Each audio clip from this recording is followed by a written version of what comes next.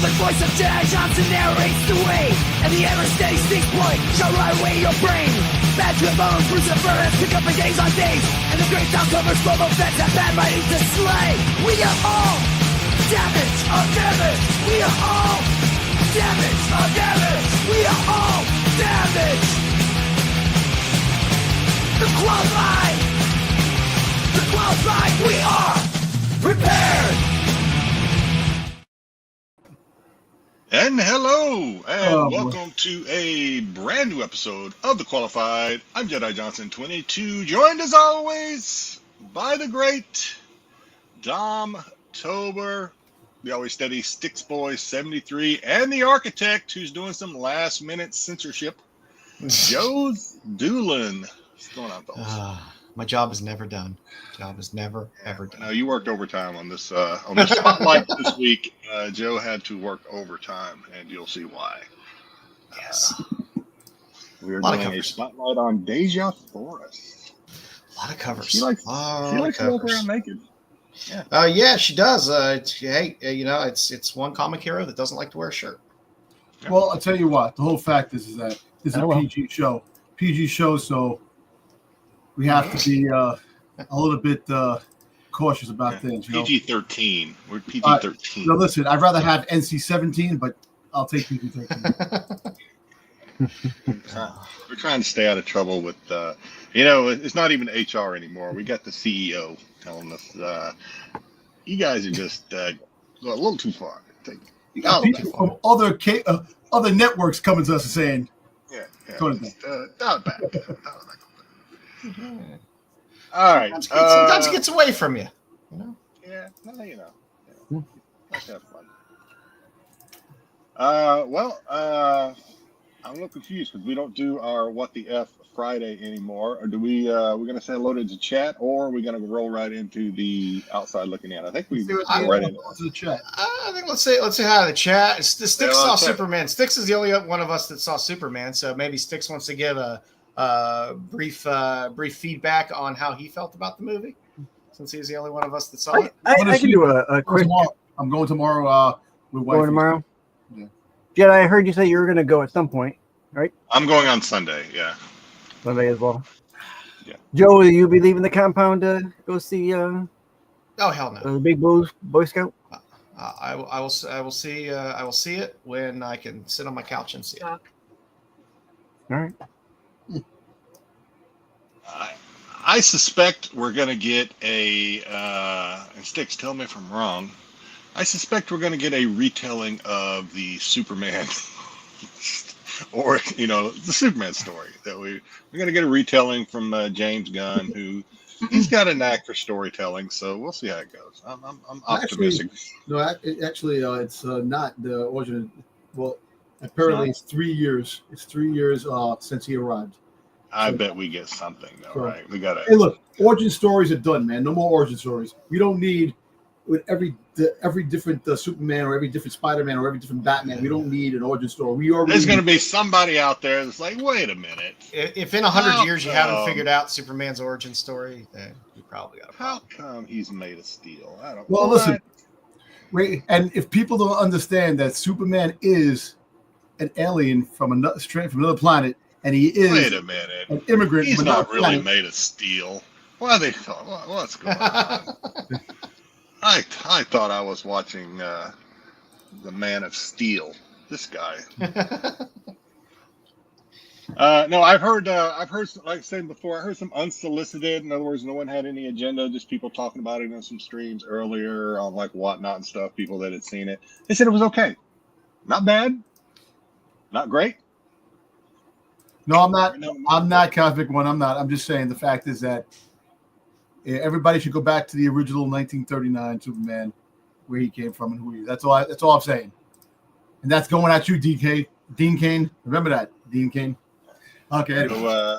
So, Styx apparently is not going to tell us about the movie. Yeah, apparently not. Let's tell you what. Let's say hello to the chat. GT Key Comic, coming in first and second with the how goes it, and then taking the bronze is Tommy Longbox. Let's get it going, fellas.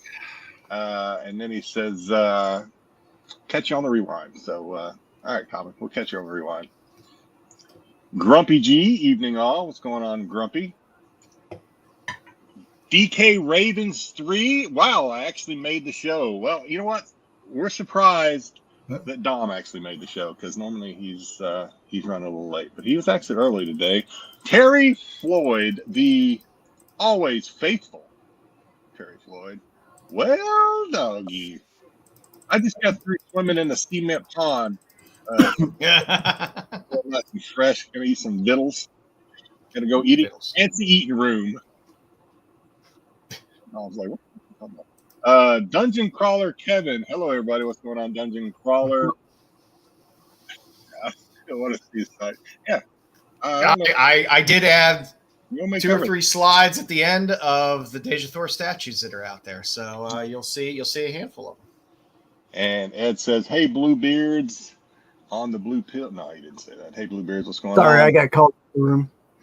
You got summoned. Cosmic. I got summoned. Don't get political, Dom. We try not to. No, I'm not.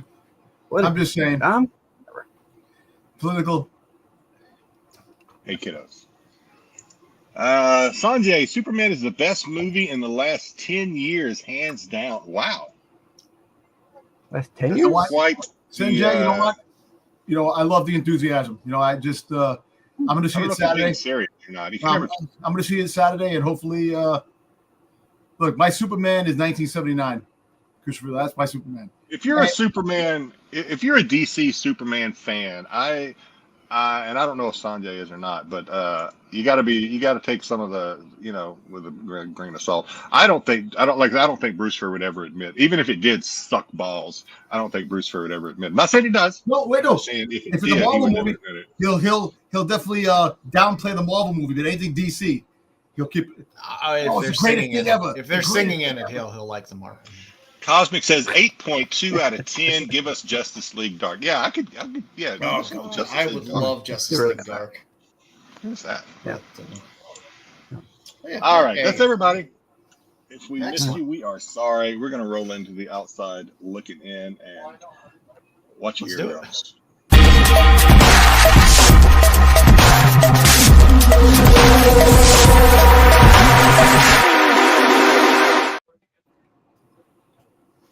Welcome to the Outside Looking In, where we see those 5 books that just didn't quite make it to Pete's Hot 10 on the CBSI Hot 10 show. So it's interesting. I think it's a very good Jedi centric list tonight for the Outside Looking In.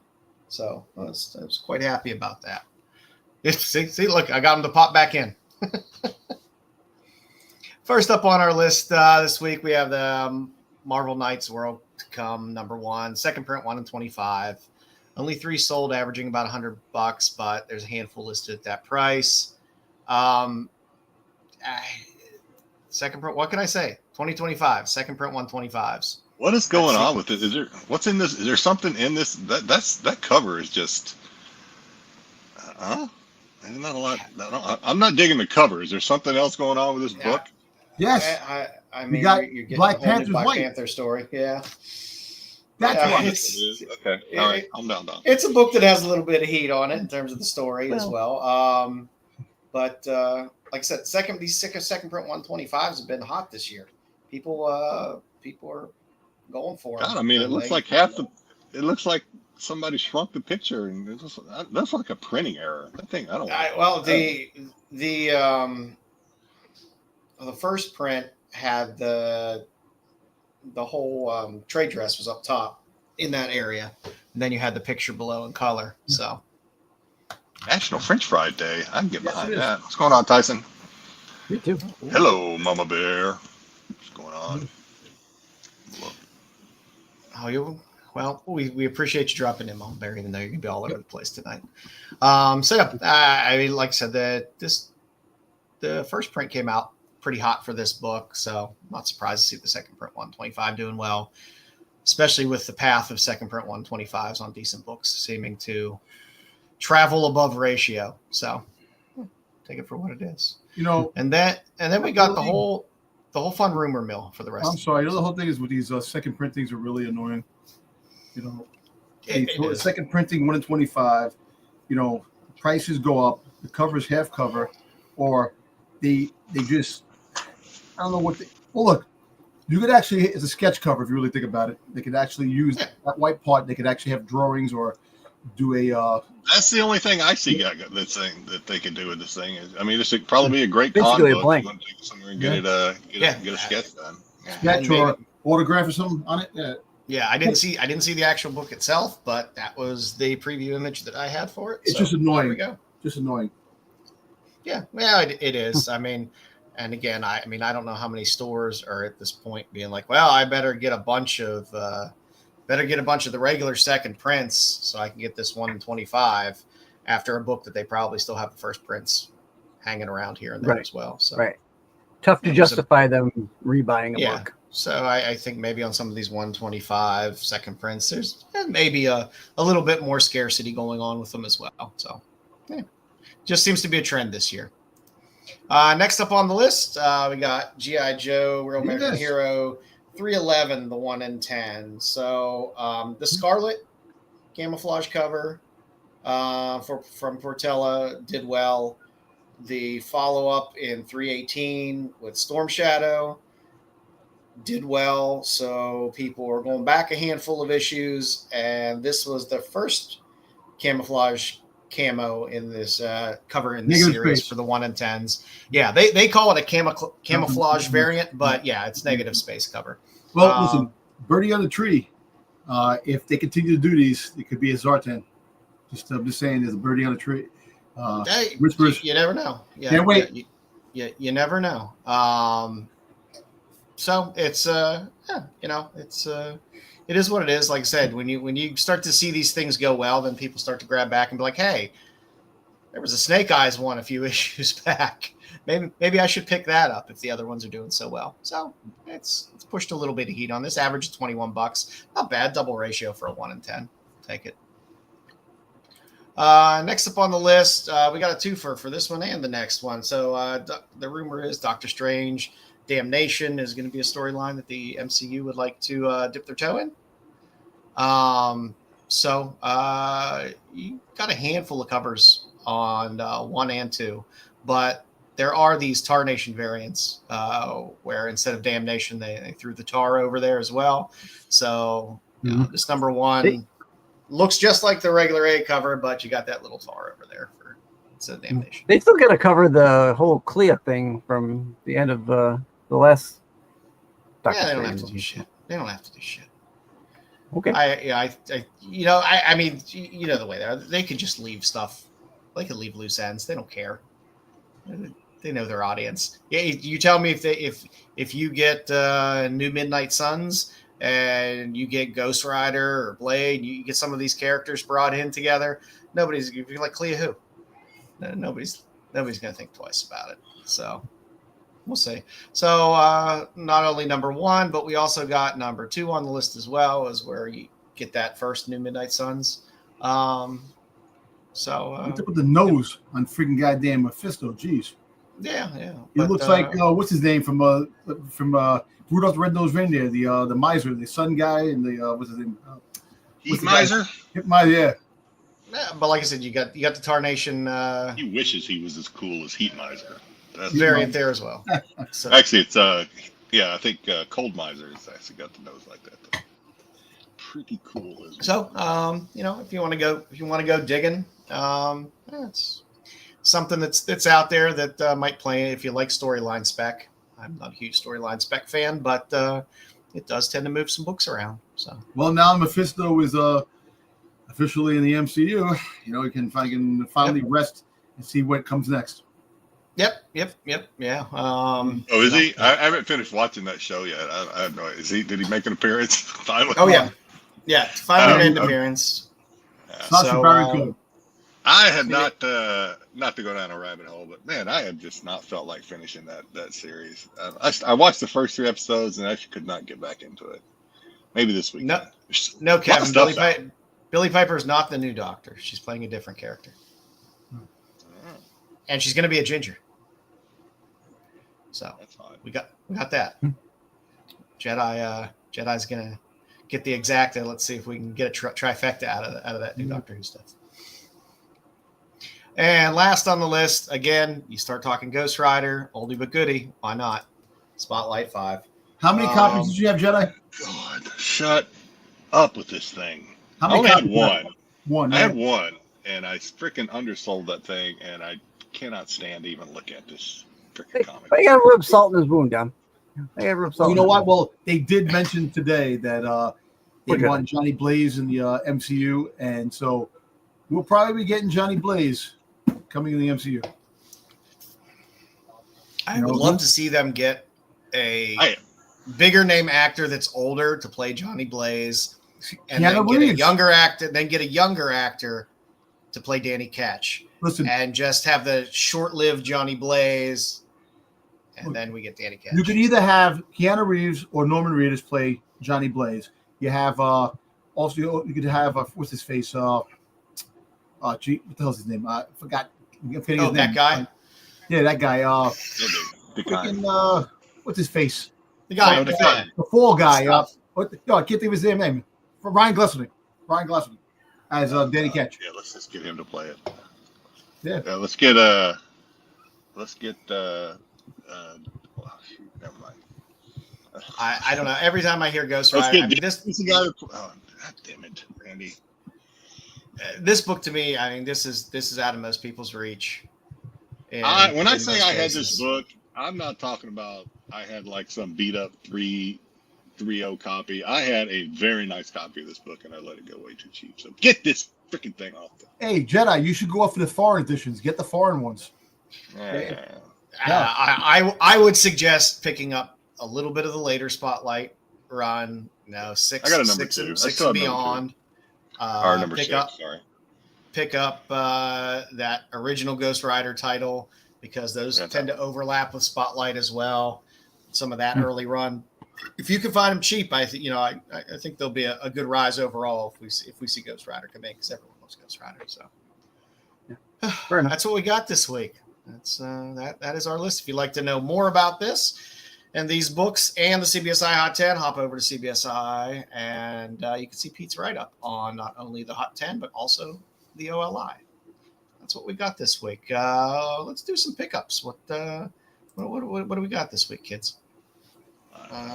Styx, you want to go first? Sure, I'll go first. Styx. Yeah, I'll show what I got. I'm on you, Styx. I'm watching. Should I brought a blanket? No, I don't got too many.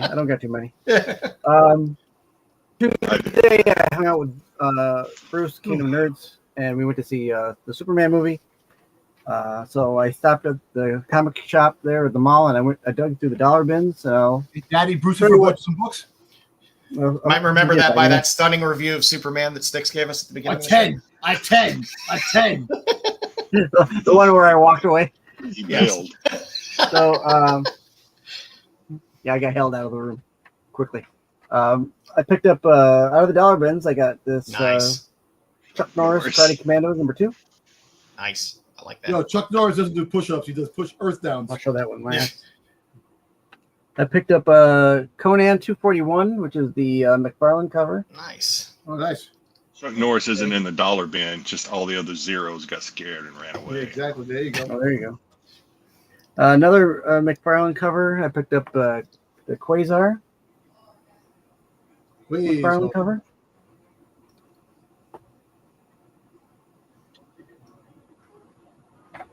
Peter Parker, Spectacular Spider-Man #31.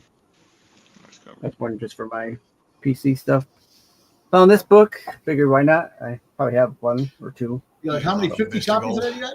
Jeez. Yeah, who knows?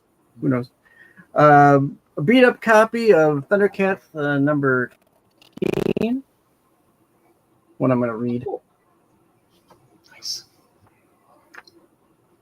Of course, I couldn't leave the dollar bins without picking up a Doctor Who book. Oh, there you go. Can't believe you haven't picked up that lunchbox yet, Styx. I got to get that lunchbox. You're I got to find out. Slacking Still now. available. So this one I'll show last. That's the big one. I was able to pick up a bunch of. Let me get these back down to the. I had them all out of order here. Apologize.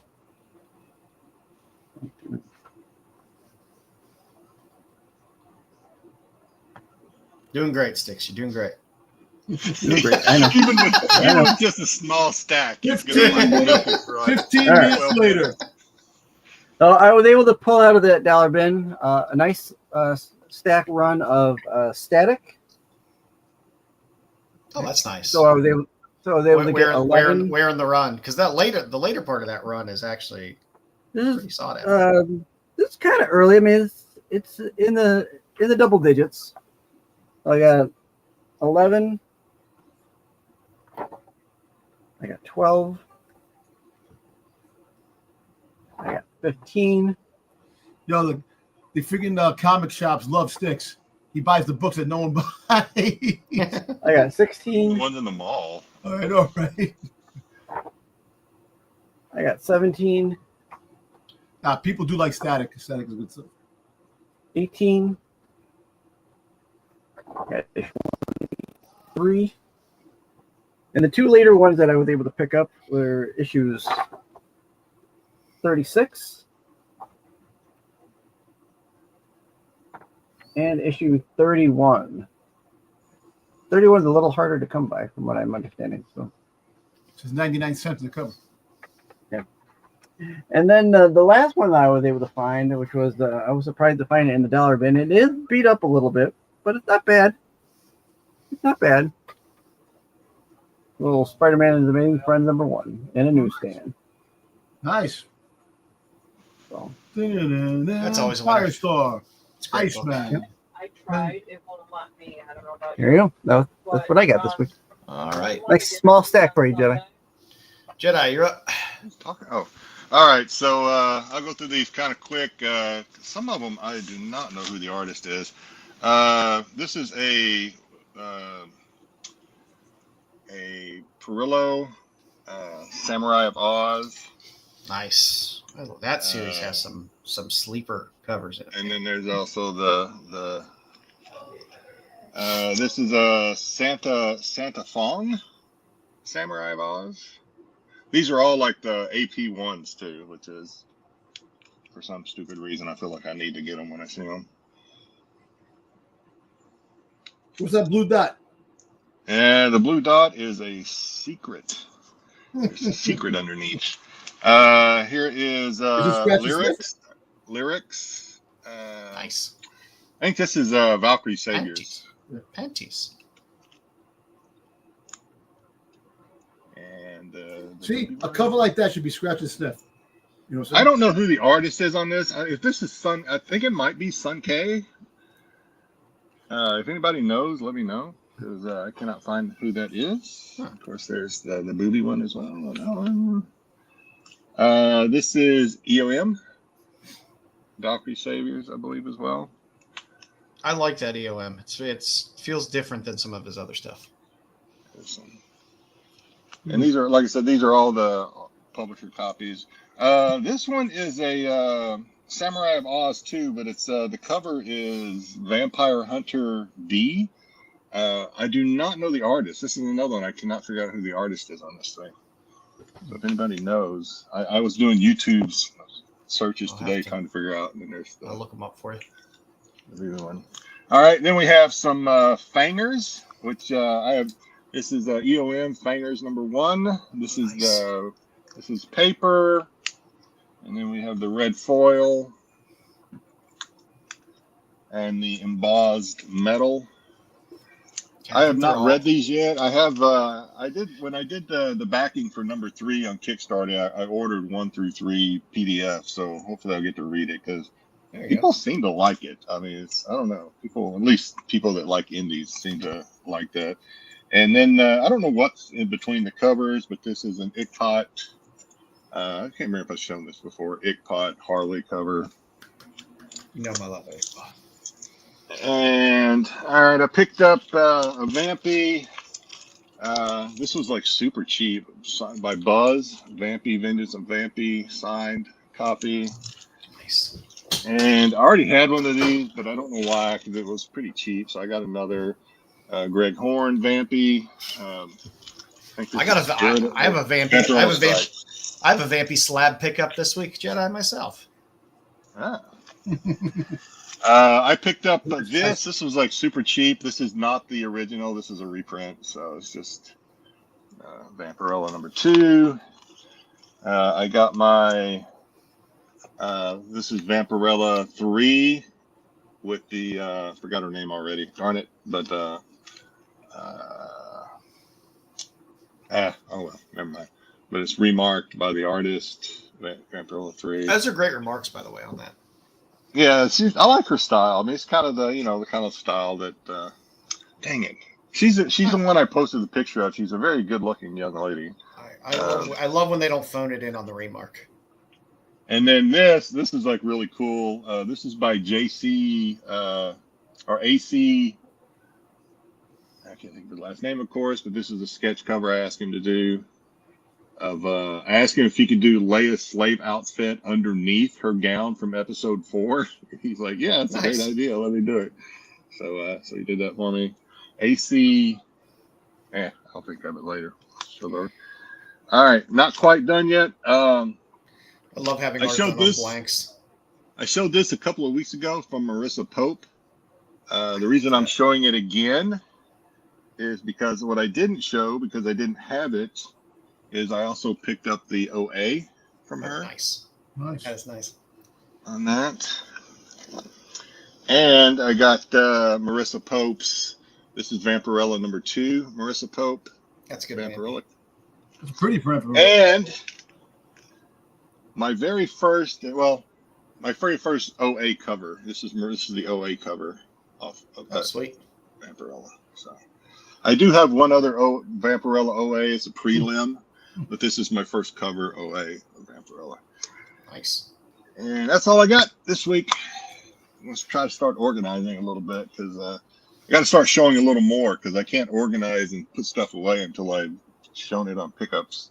I did get a slab. There you go, Jedi. I got. I love that cover. It's a Butcher Billy cover. He doesn't do that much work comic wise, so I love his covers. Good little Russ Meyer homage there. Picked that up. Little flops. A small little strip which has a lot of great flops art in it. I got Maria Lovett, Gehenna, the explicit cover. I got the 1 in 25. I don't know if Joe brought these up or not. I'm just showing them again. Yeah. Let's see. I got They Chose Violence. Oh, it's not Sun K. I don't know who it is. Some Raza stuff.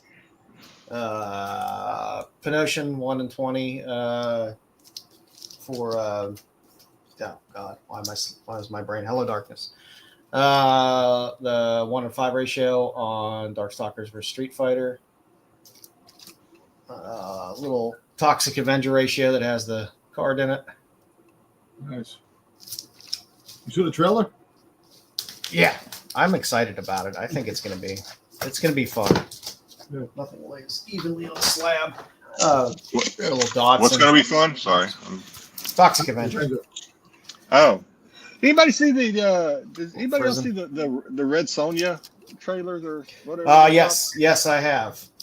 I'm excited about that. The girl that's playing Sonja is fantastic. Conan, as always.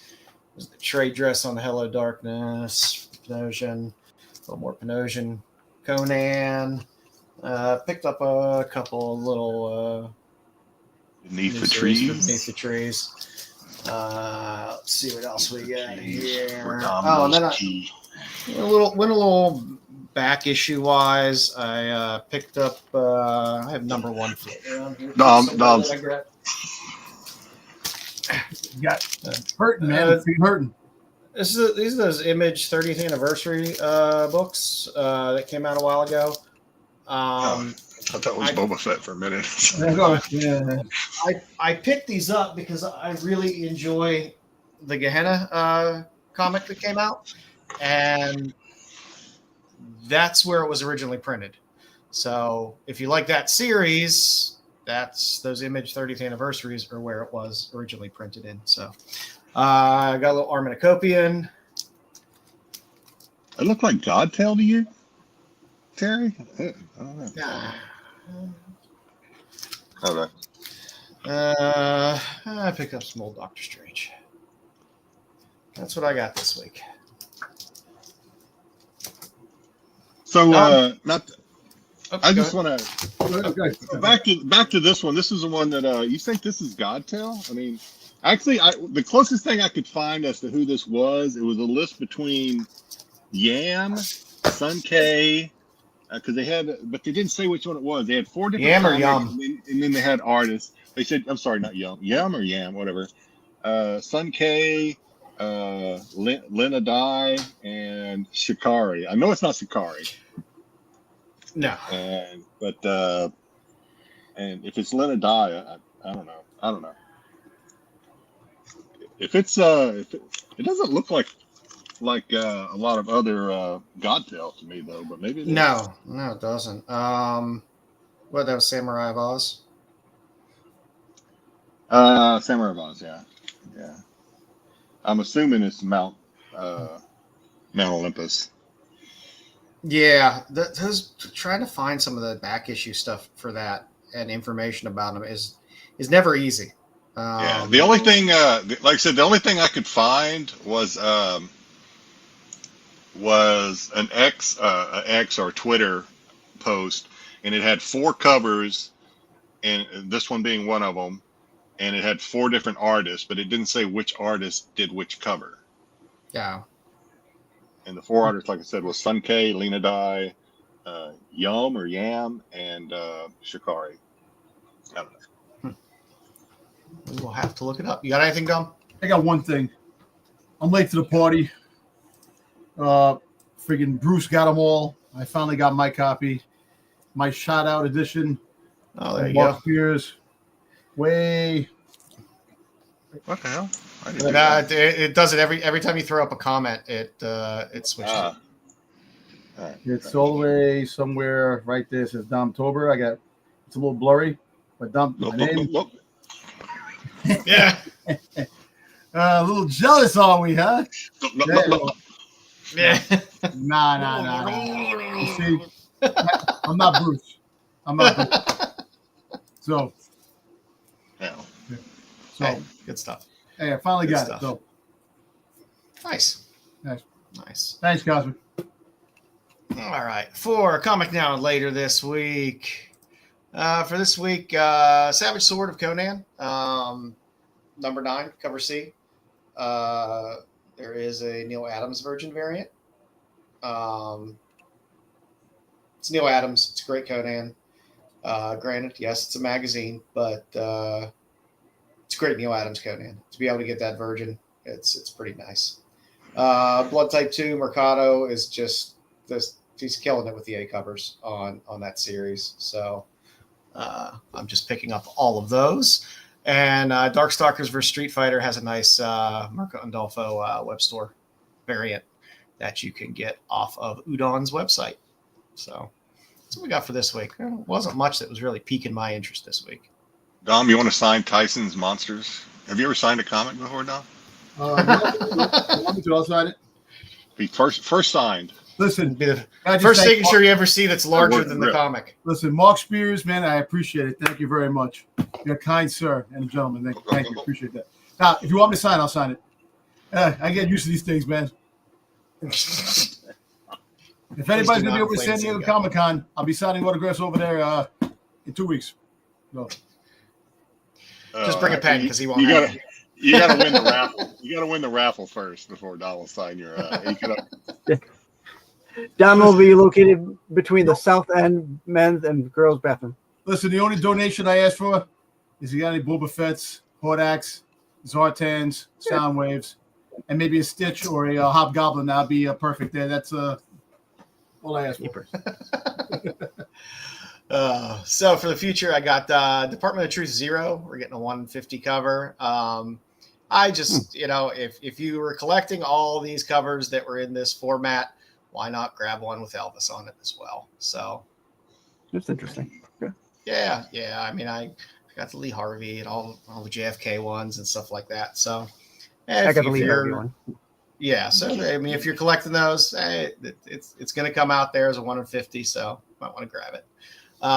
Again, I really like this Gehenna Naked Aggression series. Gehenna? It's a lot of fun. If you like Gun Honey style stuff, where you're just getting a lot of action, straightforward. There were a lot of during the streams that I watched of Denver Fan Expo. I guess there were a lot of exclusives. I don't know if they were Expo exclusives or people were just, but these people were trying to sell a lot of this title. It's a good series. This is the weirdest not for safe variant. I mean, the only difference between this and the safe variant of this exact cover is she has those wraps on her boob in the safe cover. So it is literally the smallest amount of editing covering ever. A little bit of cover. the covering the nippage. Yeah. And for all you Suspiria fans out there, she is doing the 1 in 10 cover on Star Trek Red Shirts 3.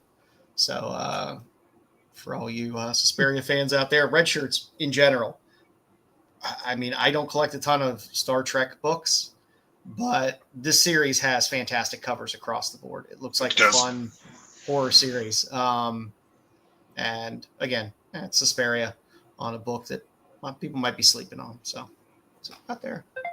And for our tops and tails of the week, why not go with Sugar Pop on the fly? There's still some days left. The Ickpot and the Chadzudis covers are both fantastic. I feel this is a little bit reserved for Ickpot. I haven't pulled the trigger on this one yet, but I've seen it. This is the Chadzudis. Hey, Dan. The Chadzudis is good. And the Ickpot is good. I mean, it's Ickpot. You look at it, you know it's Ickpot. Yeah. But sometimes he takes it to the extreme. I feel this is a little more reserved. But that's about all you can say when people talk about. Well, that's too much. That looks like what it looks like. What did Pete say? He said it looks like one of those therapy balls that somebody squeezed too hard. And I was like, yeah, that's Ickpot. Yeah. I don't mind. I enjoy it. I find it something completely different. You don't see covers like these, like Ickpots. Not too many artists are doing this style, so it's fun. So that's what we got this week. And with that, I believe. I do not have an intro for this, but we do have our 5-minute Vampirella update for number 3. I still couldn't get a hand on it myself. So Jedi has read it, and we can read it. Jedi about it. I did read it. Did you? Are there any? I got at least the covers for us to look at. You know, we got our Perillos. Oh, I love the Figure Weird Science. That's Shannon Mayer. Yep. The Weird Science. Of course, you have Mark Spears doing the. That is the only. Of course, this is just the re-imaging of the 616 Vampirella 666, maybe I can't remember, but so this is actually the only one that I wanted was the one with the moon behind her, because the others I didn't like. I mean, I just didn't like them, but the one with the moon behind it, I kind of got behind that one. I dug it. Yeah. And then the Chadzudis, we say all the time, Chadzudis is just he's killing Vampirella right now. Next to Perillo. I mean, and I would say next to Perillo, but they're two so different styles that it's hard to compare the two. They're both just like really good. Perillo's great. Perillo's darker. He leans a little more into the horror at times, even though they're still sexy covers. He leans into the horror, whereas Chadzudis they're more playful covers. They're fun. Yeah. And then of course we had our retailer incentives as well. The Ferguson, that's not a cosplay. That's no. That's is that I don't know who did that one. Is that that's Ferguson? I don't know. Are we talking stores or not? Oh yeah, I don't care. We can talk about this. I think the Ferguson 616, the other one, the really good one. I have that one. I didn't show it, but I have it. That's a Night of Comics, I think. Mm-hmm. So is that other one that I just showed during pickups, whose artist, the young lady I can't remember. That's also Night of Comics. I don't know who the last one is. Is that you probably know. Stadium? Stadium. Nino Ferreira does the great art. Katsuda? That might be the second one. Katsuda? Yeah, it's something along those lines. But yeah, so you got some fun. That's a cool cover because it's a front and back cover. If you look at the back, you're actually looking at Vampirella from the back, and she's staring at the moon. So it's kind of a good full cover. That's nice. What's up, Nerdy Geek? That's nice. Hey, Nerdy. And I do have a couple panels in there. So what do we get in this one? We got family drama in this book, in this title.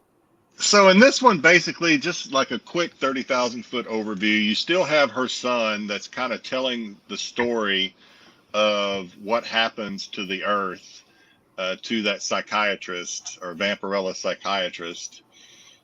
He's telling the story about how, I guess, this one scientist who at least as far as I'm concerned, we just got introduced to, discovered they found a probe that actually was a Dravaka. What's the name of her people? I can never pronounce it. Can't think of the name of her people, but anyway, there was a probe, and somehow she broke some code, and she sent it, and they tried talking to her. So anyway, Vampirella found out about this somehow. And she knows that these people are going to come. These aliens are going to come. They're going to try to take over. And the only way for her to protect the Earth is to take over the Earth. At least that's what I'm seeing so far. What we see, the lady who's dressed up in the red dress here, that's Vampirella's mother, Lilith, if I remember right. Mm-hmm. And basically, she just brought her asked her to come babysit so she could go get away. She's still suffering from postpartum, I think.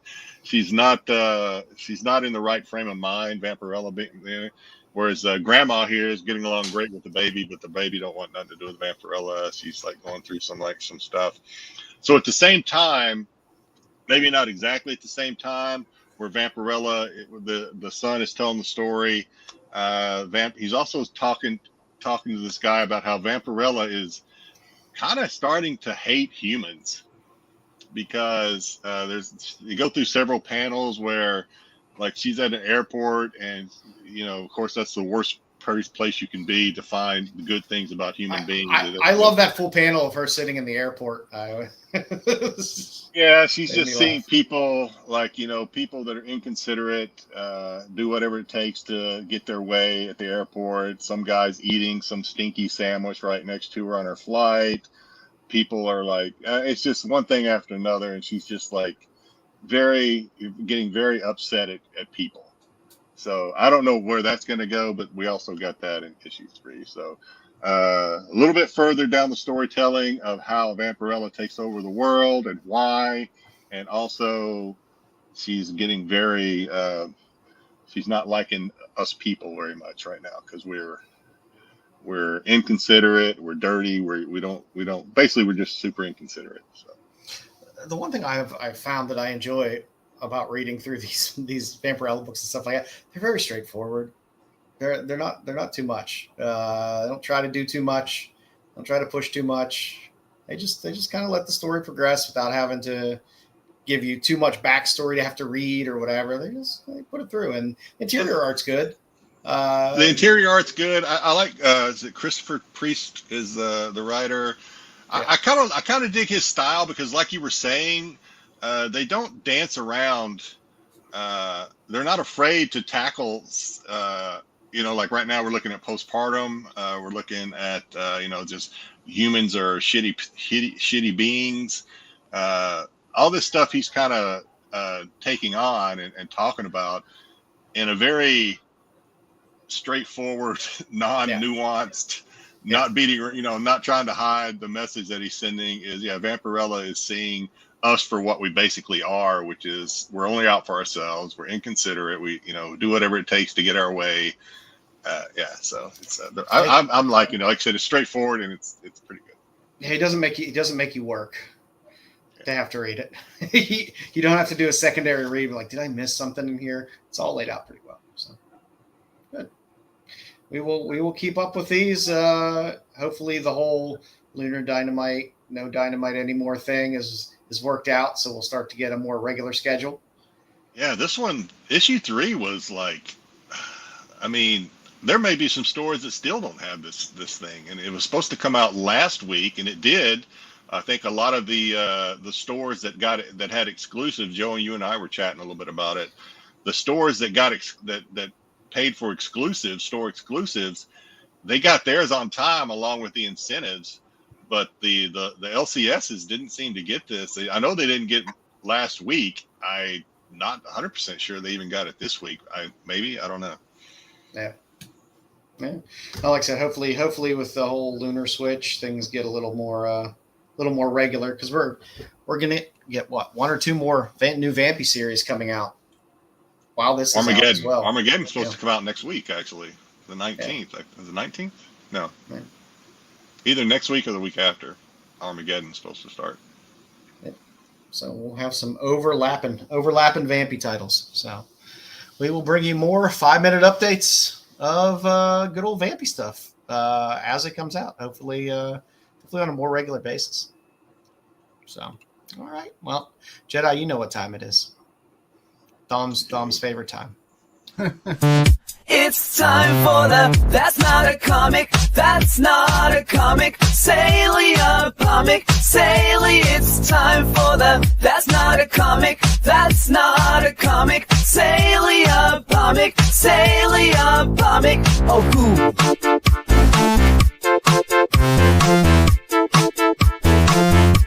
Sale of the week.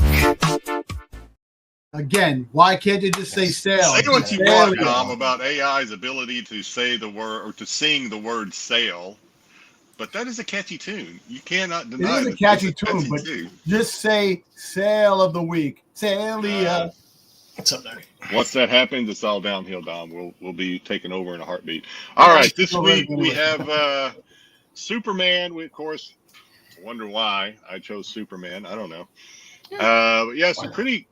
I tell you what, this first one, I jaw dropped a little bit on this one. So take it as a grain of salt. Take it as being complete bullshit if you want.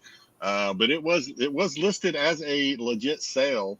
Sega Genesis Superman video game, factory sealed, first edition from 1992. The guy was asking $99,000 for it. And he did a best offer accepted of $20,000. What was it, back in earlier this month? So, this month. I don't know anything about this. If anybody knows if this was like a short printed game, or obviously it's sealed. I don't know how many of those are. I don't know, but I can tell you people are spending money now. You know, everybody's saying, "Oh, there's no money to be spent on collectibles and like that." People are just dropping 20,000, 19,000, 100,000, whatever. It is ridiculous, man. I will say this was the only one. It's not like I saw several of these. This was just like the one that popped out. Like, I was like, what the hell? 20 grand? Crazy, man. Yeah, it's what it is. It is what. I have the money. I'll spend 20 grand on that Boba Fett figure that I need, man. I figured Rocket Fire and Boba Fett. Give me that shit, man. Oh, I know Rocket Fire is $3 million now, man. I would. I don't know if he'll watch this on the rewind, but anybody like JJ, if JJ knows anything about this, he's a video game historian in a way, I think. Or if anybody knows, drop something in the chat if this is complete bullshit, or if there's a reason why this thing is like 20 grand. Let us know, because that's what's going on, Christina. You know, you say that you didn't see any, but now that this is sold, you'll probably give like 5 or 20. Yeah, and there may be some like the ones that are open. This one's sealed, obviously, factory sealed. Right. There may be some that are opened that are, but I mean, if a factory sealed's asking 20 grand, when it is an open one, if you got one that's open but it's got all the inserts, is that like what? Is that 4 grand, 5 grand, 3 grand? I don't know. I don't know. Those prices tend to drop really hard and fast when it comes to condition. Oh yeah. Yeah, you take off that factory seal. Just imagine they graded this game if it was like a mint, if it came back like 9.6, 9.4, 9.6, something like that. You could certainly do that, and it would certainly be pretty close to probably being one of a kind. But I mean, if you do that, good luck. I mean, maybe you'll find a buyer. Good luck finding a buyer. Your buyer's market probably shrinks considerably. Gaming guys who buy games are just as crazy as sneakerheads, man. Sneakerheads, people buying sneakers all the time. People who buy video games, there's a huge market for it. There are a lot of people out there that definitely people have that expendable income. Yeah, yep. They'll definitely do it. All right, Superman #1's rookie card from 1940, graded PSA 3, which is a very good. Sold 20 bids for $7,700 early June. Go figure. The video game is more than the goddamn card that his rookie card, his first card. Interesting, right? A PSA 3, and you're getting almost $8,000. Well, that's PS3. Imagine that was a 10. How much would it be? Oh yeah, if you're a 10, you're making more than that video game. Oh yeah, you're probably up in 6 But that's digits. Good luck finding that card in a 10. Yeah, but I'm just saying. But even a 3, look how much money a 3 is. So just imagine if it's a 5. You took about maybe $20,000 with a 5 or more, depending on the value. There can't be that many of those floating around out there. Not at all. No, that's is that considered? So if that was a 1940 comic book, would that be platinum or is that still golden? It's platinum, right? It's still golden age. It's still golden. Okay. Yep. All right, and then Custom. 2 slides this week. Hey, your shirt says it all, Jedi. Stay golden. Stay golden. Hey, check this out. A 1996 Tiger Electronic Superman handheld game sold with the best offer of still sealed, $1,200 back earlier, just about a week or so ago. Last month. That be July. That must be June. That's crazy. How many grandmothers probably have one of those in their closet tucked away somewhere that they forgot to give one of their grandkid or it's just that they kept it in a box. The mother kept it in a box somewhere and put it away. Yeah, or it could be a warehouse find, a 1996 warehouse find. I don't know, maybe. There's Tiger handhelds for everything. The Lego, that's the thing. San Diego Comic-Con 2019. Lego DC Black Suit Superman minifigure from man, my typing was just terrible, Joe. 21. Joe, I fat fingered the hell out of this week. 2013, I believe, unless we are in the future. San Diego Comic-Con sold for $4,500. Best offer back in on a best offer late June. Wow. Those Lego minifig collectors are an interesting bunch as well. Yep. There's some good rarities out there for those minifigs. So you've seen that on the Star Wars show last week. They had a custom Cad Bane Lego figure somebody made. Sold for almost $900, dude. A custom. It's crazy. That was crazy. That's nuts. Okay. So soups is hot. Soup is hot right now, but you got to strike while the iron's hot because 3 weeks from now. Yep. Get all your Superman crap and get it out there. Make some money. There's, like I said, there's almost 100 years worth of crap out there of Superman stuff. So get it out there. Strike while the iron's hot. Yeah, this is going to be in my 2103. That's not a comic segment. I was just getting ahead of myself. All righty. Well, no trivia tonight because we added an extra segment on at the end tonight where we're going to talk about what we're reading in the world of comics. Not necessarily new stuff. Some might be old stuff. It's okay. But we're gonna talk about some of the stuff we're reading. But right now, we have a pretty meaty, pretty lengthy Dejah Thoris spotlight. So Dejah Thoris was never a character that I collected a ton of because most people, and Jedi and I are perfect examples. They tend to be either a Sonya guy or a Vampy guy. I tend to be a Sonya guy. Yes, they do, Dungeon. They do grade Lego minifigures. but Dejah Thoris has been around forever. She is a character that started in the late teens, in the pulp world with the Edgar Rice Burroughs pulps. So you had the books Princess of Mars, Swords of Mars, The Gods of Mars. There are a handful of Edgar Rice Burroughs novels, which are the John Carter stuff. And you get the Princess of Barsoom. You get. I was going to ask, did she predate John Carter? No. John Carter was the intro to it. Okay. That's what I thought. Okay. And she normally plays a role with John Carter and most of Burroughs' stuff and all the original stuff. But so they introduce her in that stuff. You do start to get her in comics way back when in the 30s. So the Funnies, you got her. What this is Funnies 36. What's up, BK? This is Funnies was, I believe, a Dell imprint. So you got you actually get her. So if you're looking for some of her earliest appearances in comics, the Funnies 36, she shows up in there. This is the Funnies, what is it, 47?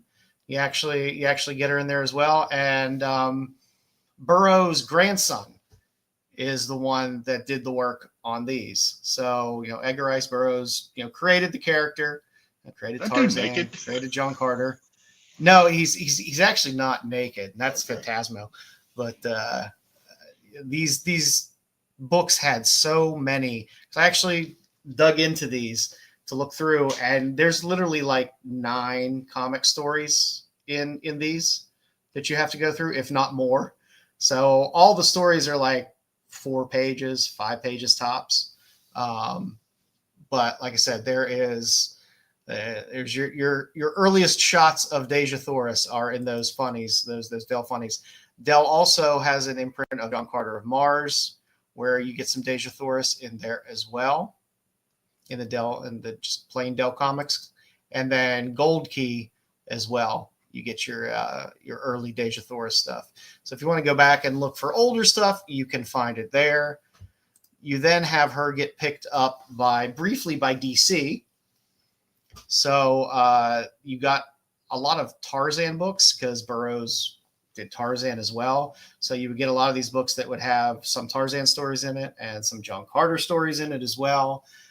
So Tarzan of the Apes, the 3rd issue, you get kind of your first more modern age Dejah Thoris. You can pick up some of her earlier covers as well in Weird Worlds. Also, like I said, there are Tarzan stories in there and the John Carter stories as well. But you start to kind of get your more modern day Dejah Thoris in these novels.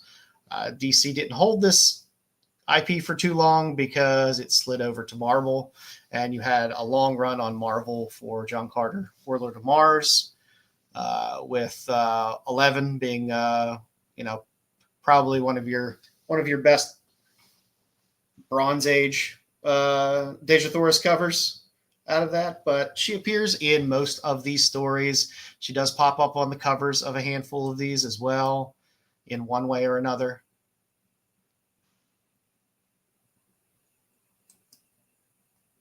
So again, these are books you can dig through and find. Some are a little more expensive than others, but none break the bank if you're looking for older Dejah Thoris stuff. Said you had some annuals as well. You had a DC series with some beautiful Brett Blevins stuff as well. That was just, I think, a 4-issue little run. And then Dynamite picked it up, and it was time for Cheesecake. I'm crossing my fingers that I appropriately censored every image that I needed to censor in this. I tried to pick most of the clean covers where I could, but I couldn't. Jedi, as a Perillo fan, the old Warlord of Mars stuff, all through the Dejah Thoris stuff. There's tons of Perillo stuff. He has a ton of amazing Dejah Thoris covers, but you also get your J. Scott Campbell covers as well in there, Joe Jusko covers. So you started off with this general Warlord of Mars book. I don't think she actually shows up until I think maybe episode 6 or issue 6 or so in this run. But this is kind of the Dynamite's introduction to her. But again, it's more of just a generic Warlord of Mars, John Carter title. Again, there's great stuff from Campbell.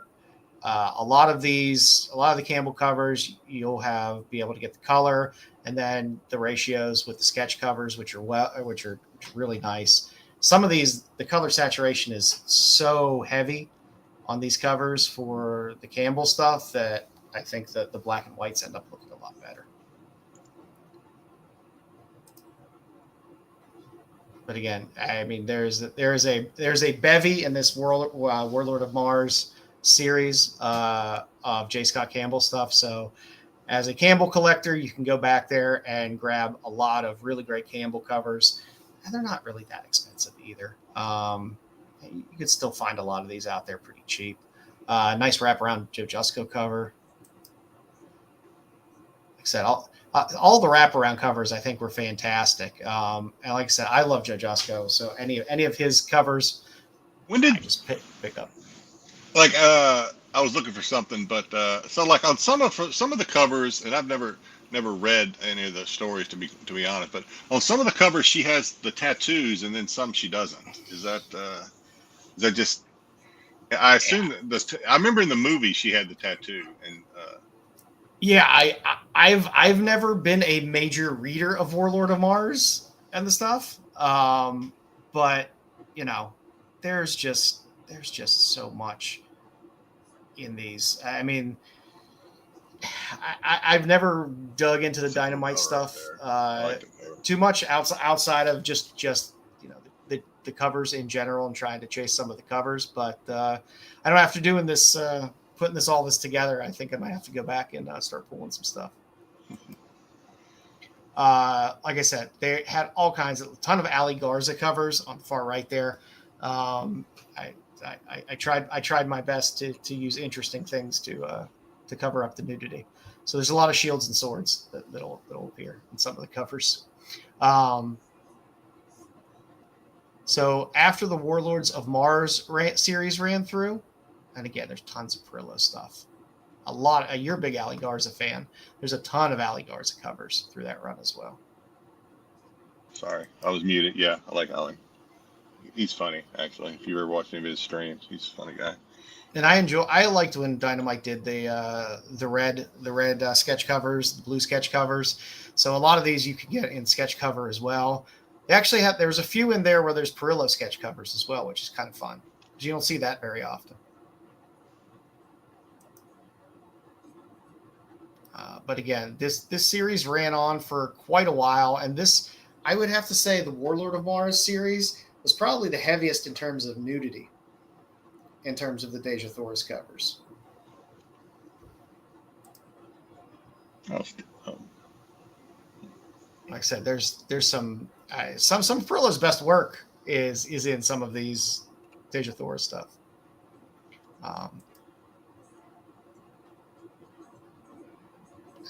It's funny. Well, you're going to get to some of the more modern, I know the more current covers, but it's funny because Joe mentioned you're either like a Red Sonja or you're like me, more vampy. You have Purgatory. You have all these Dynamite or these other small indie company titles, right? And if you're in like a Whatnot stream or something like that, it's really funny. You could be like, if you're like the only Dejah Thoris fan in that stream, you're gonna make a killing, right? Especially if they start running a little line of like 4 or 5 or 6 Dejah Thoris covers, you're having a good day. But it's probably the same thing. Like if there's one other one in there, if there's 2 of them in there, you're gonna have a knife fight to probably get the cover because they're gonna go hard for them. Yeah, they are. And like I said, when this series kind of ended, they kind of jumped to kind of an issue 100 at the end there.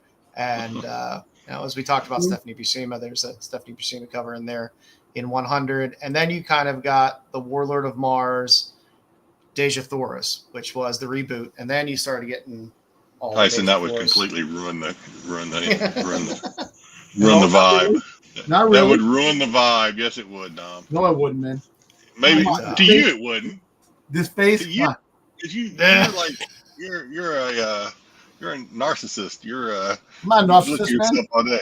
I'm not a narcissist. I just know who I am. That's it. Okay. Yeah, All right, but well, I stand corrected.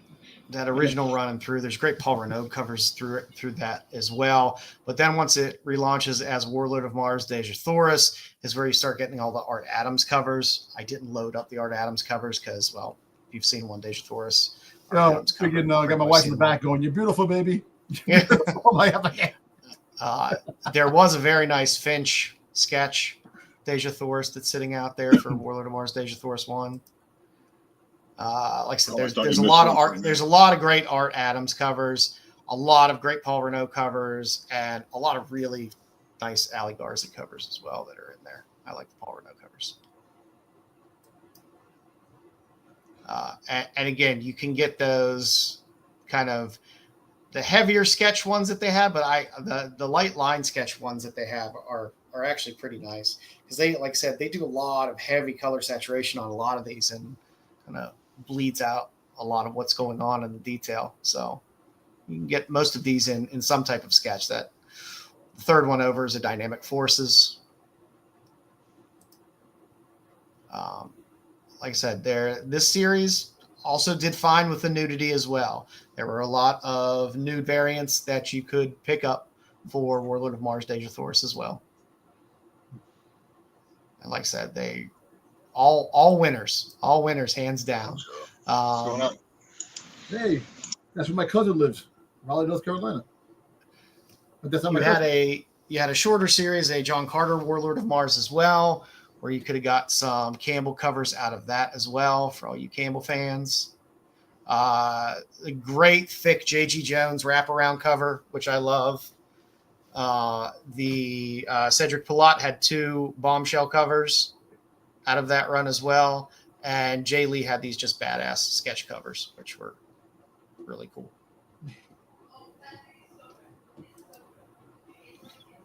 Like I said, this little short run series had some winners in there. Like I said, the early Pilat stuff, really nice. The Jay Lee stuff, fantastic. And like I said, a lot of Jay Scott. There was another little series, John Carter, The End, where you could have picked up some Dejah Thoris as well. Not really so much eye candy as more John Carter story. I actually like those covers. I mean, they're pretty cool. The covers are pretty cool. They're not like really like you look at them and go, oh my god, but they're just the way the drawing, the way the yeah, you're like, Dynamite, what are you doing? Why are you giving us normal stuff? Yeah. She shows up in the Swords of Sorrow series. So Swords of Sorrow is always fun because you can pick it up if you're a Vampy fan. You can pick it up if you're a Sonya fan. You can pick it up if you're a Dejah Thoris fan. But there's a few Hack covers in there as well. So if you like kind of that distressed pulp look that Hack does, there's a handful of Hack covers in there. Lotte has some covers on there. Jay Lee. There's some good stuff in there.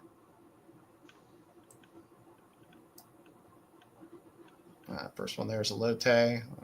Third one there's a Lotte. And then you have another Hack there as well. And then you start to get straight up Dejah Thoris series as well. And again, good Hack covers in there. A lot of nice art covers. A lot of different artists start popping up in the later Dejah Thoris as well. So you can find some really cool stuff.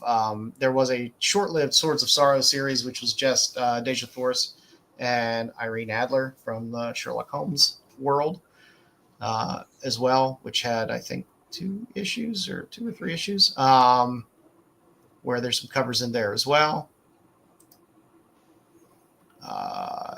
The Stuart Sanger, I think it is, did the 3rd cover over. He had a handful of exclusive covers, which tend to command a bit of money, but they are goddamn gorgeous covers for the stuff that he did. You have a Frank Cho there as well. Again, the third one over is a Stuart Sager cover as well. I think there were 3 variants of that cover. Again, that's his work seems to command some of the best money in terms of back issues for Dejah Thoris. Because I think they're all exclusives and they were all limited as well. But little Jay Lee, little Mike McCone there, starting off, and then like I said, you still kept getting Perillo all the way through. You got some Stephanie Rue in there as well, but the Perillo stuff again, I think some of Perillo's best work is on Dejah Thoris. Some of the stuff that he did, of course, Dejah Thoris 1 when they relaunched again. Because like all Dynamite titles, you only go so far and then you just reboot and start back at 1. You had the Hughes wraparound cover. There is a nude version of that as well. So I had that one once upon a time. I don't know if I still have it or not. I might have sold it. It's a good Hughes cover. It's right in Hughes' wheelhouse for the stuff he likes to do. There's a Zerdy on the far right there. But again, this series went through. You started to get some lyrics stuff out of this as well. I was gonna say, is that lyrics in the end? It's either lyrics or Yoon, because I know Yoon starts to do it as well. That might be a Yoon. But again, if you're a Perillo collector, you can go back and pick up cheap Dejah Thoris Perillo covers all the time. Is that Hughes on the end, or is that Hughes on the end, or is that Dodson? No, it's Lisner on the far right. And of course, the first cover there, you get a nice little ASM homage, who did that homage? Homage. I'm trying to remember. I can't remember for the life of me who did it. Going through all these goddamn covers there, all the names started to homage. Yeah. But that one's a good one. It's very straightforward. One, yeah. It's what an homage should be. It's not trying to completely recreate the damn thing, and kind of taking it in context. It's pretty good. Like I said, Perillo all day, every day on these Dejah Thoris covers, but you had a few little Marvel homages as well come out of this series. You had some crossovers. So you had a short crossover with Dejah Thoris and Barbarella, which had some fun covers. George Forna's cover there on the first one. Again, these aren't super long runs. I think the Barbarella one was maybe 4 issues. But nice Johnny Broxton, who does a great Barbarella as the second cover there. You also had a nice crossover with Vampirella as well, which, again, great Perillo cover. And the third one over there is a Natalie Sanders cover, which is pretty nice as well. I always like Sanders stuff.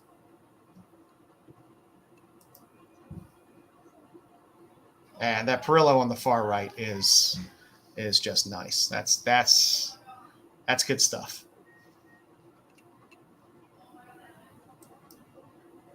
You had a one shot of Fairy Tales, Dejah Thoris Fairy Tales. Again, the Stuart Sager covers are on the far right are just top notch, amazing fucking covers. You had a lyrics cover in there as well. You had John Velasquez, nice. I like thick Dejah Thoris. Give me more thick Dejah Thoris. That's good stuff.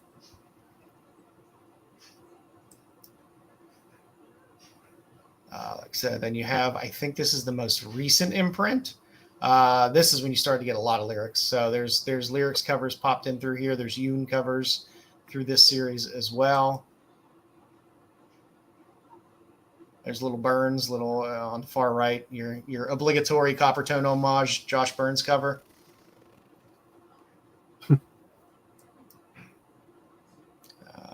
You had a handful of Sway. I tried to find the one Sway cover where she didn't have a manly face.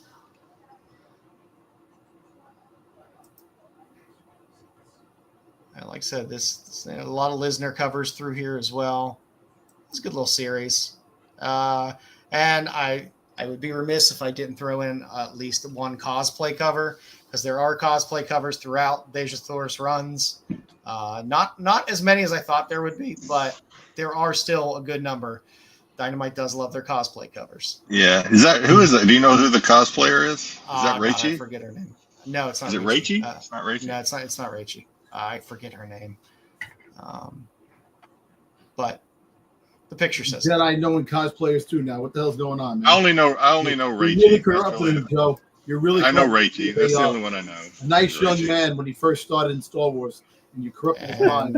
Slut. Hey, Rachie's a sweet girl.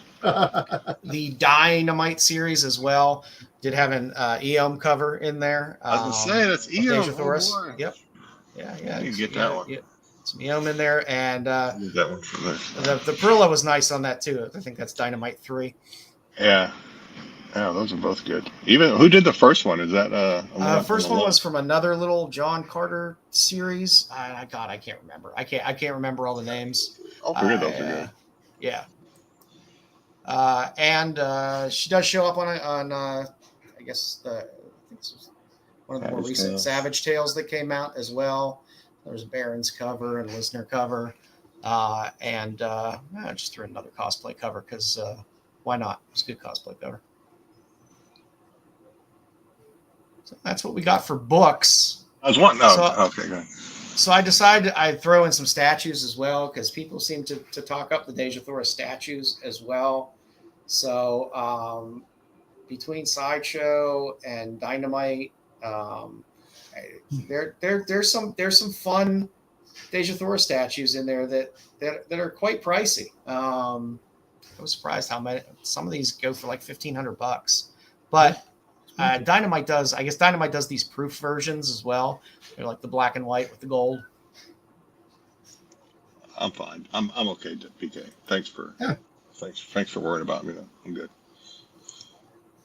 But I mean, as far as statue goes, if you're a statue person, they don't half-ass it with the Dejah Thoris statues. They're pretty nice. They're pretty nice, I think. Looks like they full ass it. No, they definitely full ass it. And then you got the final two there as well. Look at those feet, Joe.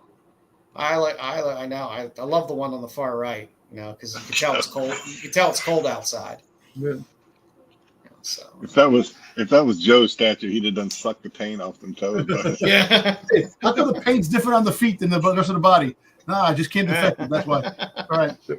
Don't worry about it. Don't worry about it. So that's what we got for Dejah Thoris this week. Like I said, Before we exit this, though, I appreciate. Joe killed it as always, but this is a good example because we would be remiss maybe if we didn't say that this was not our idea. This came from a viewer to do a Dejah Thoris spotlight, and I tagged him a couple of times, or him or her, I don't know. Martin Farley basically said, "Hey fellas, something for your retrospective segment. You've already covered Vampy and Sonya. How about give some love for Dejah Thoris? Lots of great covers. Keep up the good work, etc." So yeah, that came from one of our viewers. So, and it's just that easy. That was from like 2 or 3 shows ago.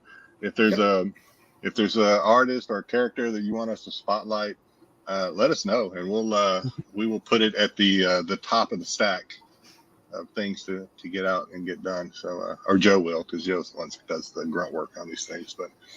I love digging through these. I like to see the history of the character. I like to see that history of the character. I mean, it started in 1918, 1919, in terms of this character being put into a work of fiction, and the fact that she still carries on now over 100 years later is it's pretty impressive. We didn't do it before. What is Matt doing in this in Tyson's? Is that is that Always Sunny? Is that an Always Sunny family? Is that Always Sunny? Okay, it is. Yeah. Okay, got it.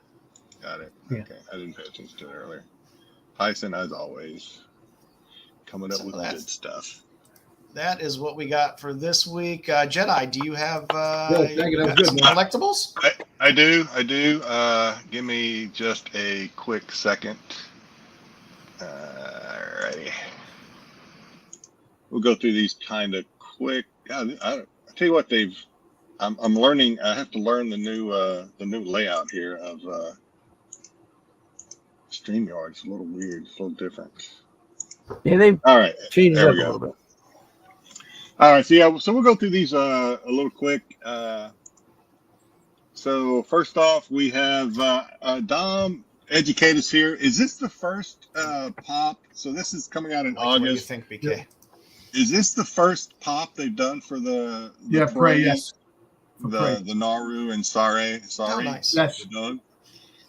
Hey, if you haven't checked out that animated Predator movie that's on Hulu, that is fantastic. It's good. Yeah, so this is the first Funko Pop of that of the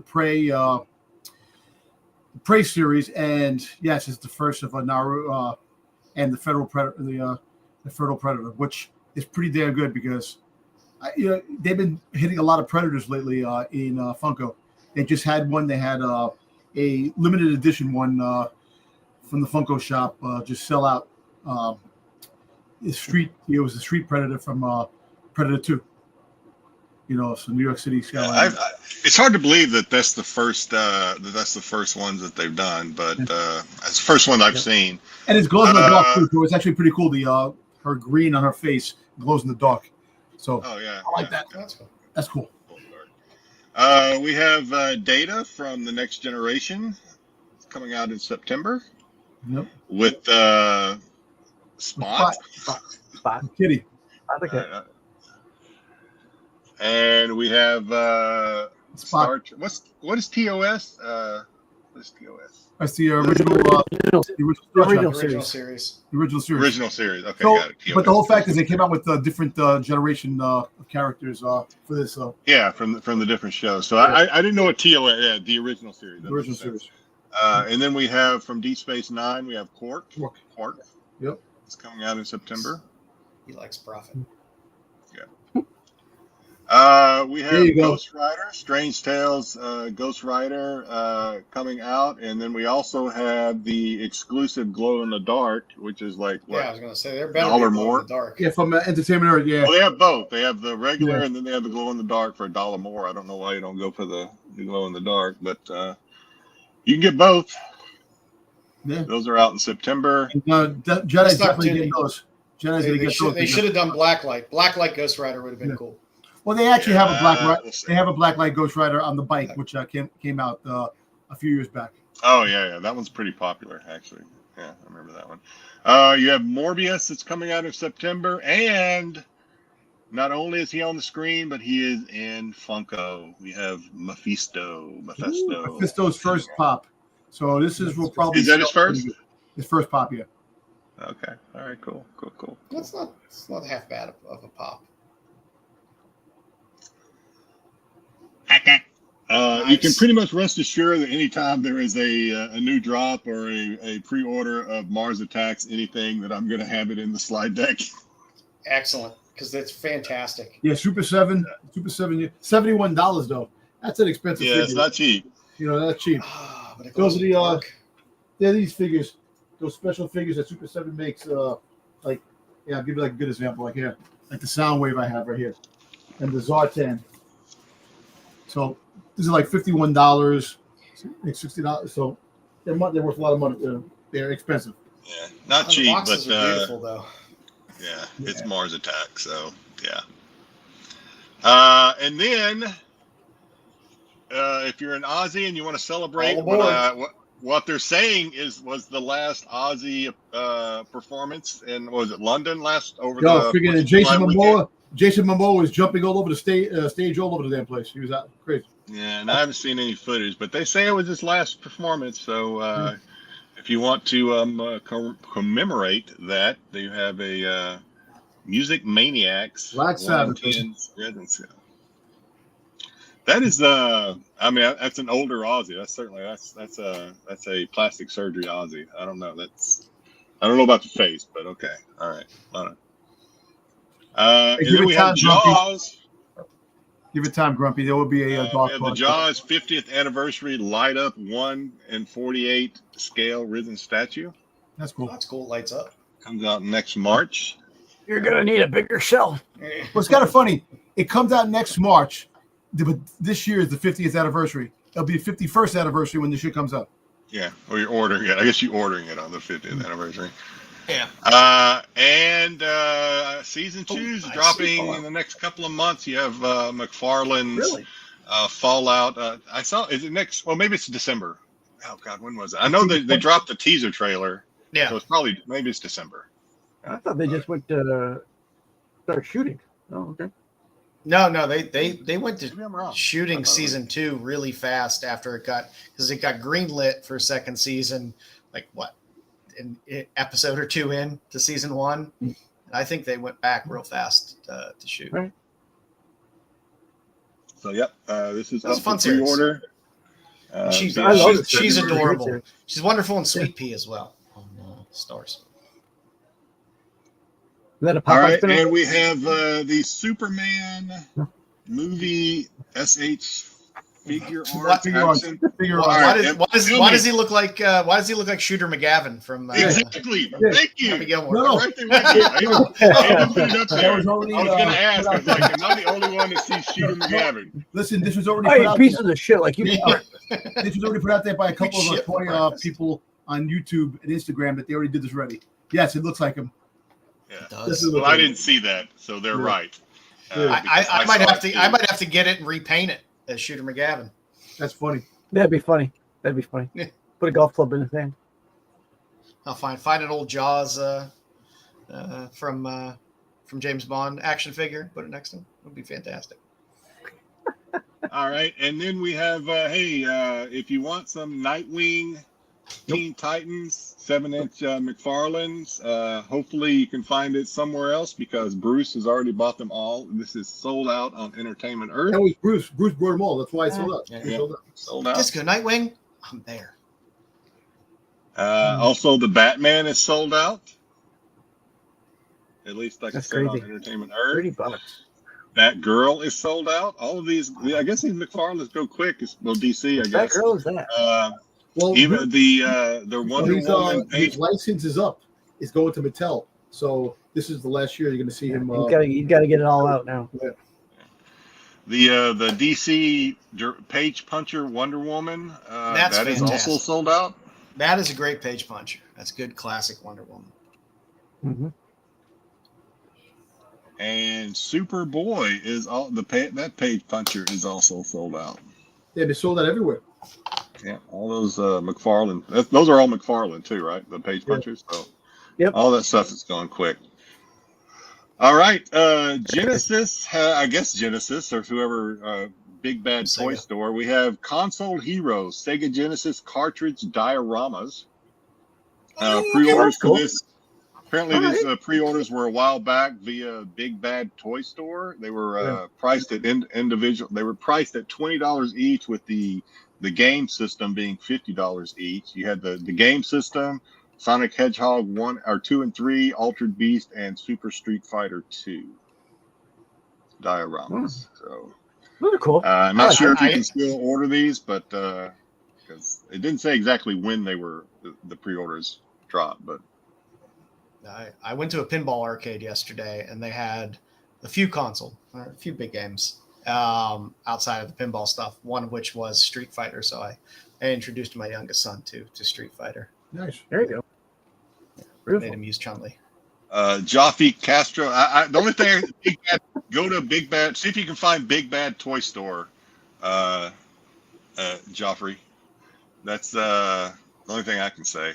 Yeah, just go online. Big Bad Toy Store is Anyway. a big popular place to buy stuff. A lot of merchandise. People buy toys. And we have NECA. I saw these. These are fantastic. Yeah, this is Series 8. You have Garfield, Alf, Pee Wee Herman, and Predator. The Predator one, I kind of want. I don't know. I kind of want all of them, to tell you the truth, because they're all fantastic. But For the those that Predator one are, is hilarious. for those that, I don't know when, I guess maybe probably Gen Z grew up with these two to an extent. Certainly maybe. Gen X did. I have. we definitely did. I have pictures of me dressed up as characters in the. I think Gen Z probably did, because I remember my two boys who were Gen Z. They had Barney, but they were basically the same type of things. I was I was watching a show. I think I mentioned I'm watching a show called Son of a Critch, which is a Canadian show. And this back, I think it's back in the '80s. I think class, and they were talking about it's a lot like that show where Oswald Patton does the I wish. show, where he does the narration, the family, the Goldbergs. It's kind of like that, only Canadian. But anyway, yeah, they were talking about how these new generations don't know the living hell of some of these costumes. Our very own Styx two Halloweens ago on the Qualified did a wonderful segment on Ben Cooper costumes. Yeah, you cut your lip or your eye. They always would cut into the eye because the eye holes were always cut horribly. And the plastic is like it's like a sweatsuit. It's just like God forbid you have a warm October. You were going to be dehydrated by the end of the night. Mm-hmm. But these are cool. Obviously, these are probably more so just keepsake displays than anything else. But pretty cool. I still find Ben Coopers every once in a while at yard sales and garage sales, and they go for a good amount of money if you could find everything complete and in good shape. Especially if you have the package. Yep. If you get the package, yeah. And then I think this might be my last slide. So you might have saw this on the news. Barbie is introducing the first ever Barbie doll with type 1 diabetes to expand she has a little insulin. She has a little insulin thing on her arm and too. Inspire more children. She got a little insulin injector thing or whatever. But it didn't say when this was actually going to be released or whatever, but it's all part of their campaign, if you will, to make all children, in this case, maybe a child with diabetes, feel included. So good for them. Mattel is going to be at San Diego Comic-Con, so they probably showed us off there. And that is it. I did find this. This is not a pre-order, but I actually did find this. That is fantastic. This YouTube's. Oh, I figured I had to throw it in there since that's kind of my slide. Where do you get this? That's on. I think I saw that on. You can get it on Entertainment Earth, Amazon. You can go online. Okay. All right. I think it was on Entertainment Earth. Next week, I've already been doing a little bit of research. I think Dom will probably help me out if he feels like it. Next week, I'm thinking about going through some of the San Diego Comic-Con toy exclusives that are coming out. We'll do it before. So I've been looking at a couple of articles. I know Dom's got his ear to the ground, so we'll see what we can figure out. So other than that, that is it for collectibles this week. Thanks, Good job, Jedi. Yeah, very good. All right. So, pop that back up. Sorry. Okay. So we got a new segment this week to close out the show. It's just kind of what are we reading? We all read all kinds of different stuff, and it's not always the new stuff that people are reading. Sometimes it is, sometimes it's not. So we figured we kind of go around. There was time now. Oh, those glasses. You think you could have found another pair of something laying around somewhere? You would think, right? You would think, yeah. This bird just married it. So I figured we'd go around the horn and we talk about what we're reading now and give boys a little chance to talk about what they're reading. So up first, we have Dominic. Well, listen, I was late to the game to this, and I haven't read a lot of books lately, this and that. And Bruce definitely would say I don't read comics, but I finally got a chance to get around to reading Predator Spider-Man and Spider-Man Wolverine. And damn, man, good ass books. Like, we're in jail, Tyson. The Spider-Man the Predator Spider-Man is friggin' awesome, man. An awesome comic. You have a rogue predator running the city that has no honor, no nothing, just skinning people alive, and they call him Skinner, where he's skinning people and taking their skin and hanging it. And Spider-Man is trying to hunt for him. Brain Trust at Marvel came up with that all on their own. I know, right? Listen, you have that at the same time. You have Kraven the Hunter hunting the Skinner Predator because that's in his wheelhouse because he hunts animals. It's a blackout in the middle of a hot summer summer, like it's always a hot summer, but it's a blackout, and Kraven the Hunter wants the blackout to stay because he don't want the Avengers alerted to take away his opportunity to get that. But at the same time, you got 3 predators that come down from that are looking to get the Skinner predator, because remember, predators have honor. Even though they do hunt and kill, they do have their honor. They want to take this predator down because he's just a rogue predator. And so you have a battle, Spider-Man battling the predators. You got the Skinner predator going after. You got the other predators going after Skinner and fighting Spider-Man. The Kraven Hunters in the mix. It is damn freaking good. Damn good. And Marvel seems to do a lot better with the Predator character than they do the Alien character in terms of these crossover books and stuff like that.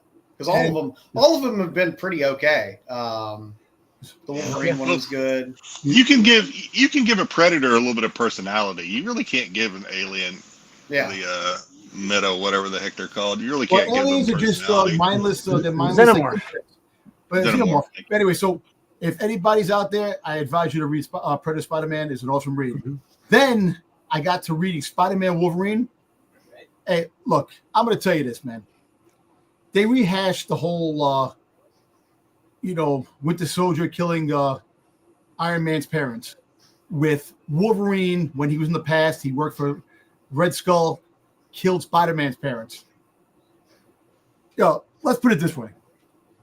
Spider-Man is definitely, he keeps his cool, but when he goes off, Spider-Man is one of the most, strongest, and he could really kick ass and really do some damage. Fighting Wolverine, he fucking knocked Wolverine's jaw off, punching the shit out of Wolverine because he found out that he killed his parents. And look, it could be a setup. It could be a setup that the issue 3 is coming out soon, but as of right now, it's at the point where Peter is just lost it and beating the shit out of Wolverine, and Wolverine's trying to explain himself that he wasn't in the right state of mind. He don't remember, but he does remember killing a man and woman in a plane. And Spider-Man's like, listen, you have adamantium, you freaking healing factor. In a plane crash, you can survive. And my parents didn't. It's really some good shit. And I can tell you, hey, look, I'm a huge Spider-Man fan.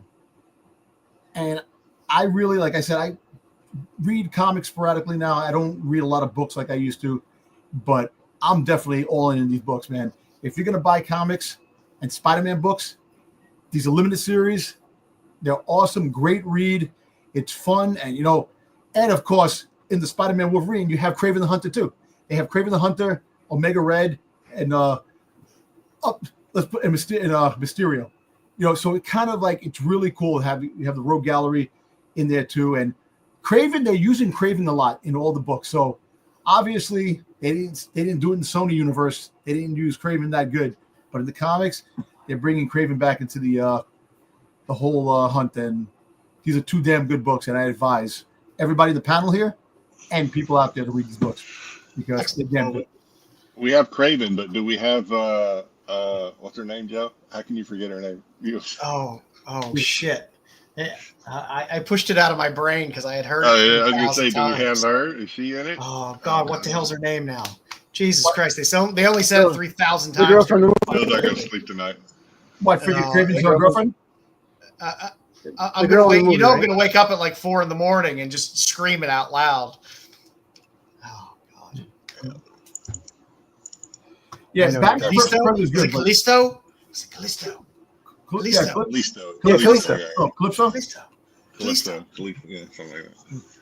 Yeah. Nah, but yeah, these 2 books, man, the artwork is decent, and the story is pretty freaking cool, man. It's like, you get like, I know when you have all these different comics of one character, like if you collect Spider-Man books, yeah, you'll go broke because there's so many Spider-Man books. Calypso, yeah. Mm-hmm.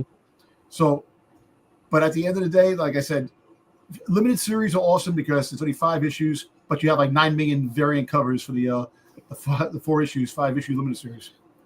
But yeah, I liked her in the movie. They just didn't have to say her name 3,000 times. Read these. I advise you to read these, man. That's all I can say. Truthfully, I like minis. I like small contained stories. This isn't going to run forever. You don't have to have like some super long investment. You can pick it up at the beginning and know that you're going to read, 4 or 5 books and get a whole story arc, self-contained, and done. That's always nice. But I tell you what, the Predator is all-time high, man. You have Predator in just about everything that's going on. You have cartoons of Predator. You got new movies coming out. They're showing up in the Marvel Universe. It's a good time to be a Predator fan, man. If you're a Predator fan, Funko Pops, toys, NECA makes a whole line of action figures, man. Good stuff, man. Like I said, that animated movie was fantastic. Yeah. That they just put out. So no, actually, BK, I read Spider-Man Reign. That was a crazy story. I read that. Next up on our list, we have Jedi. Oh, I'm going. I'm doing trying to do some quick research because I can't remember the name of one of the characters. So yeah, I'm going back right now and reading. Mine are not current comics.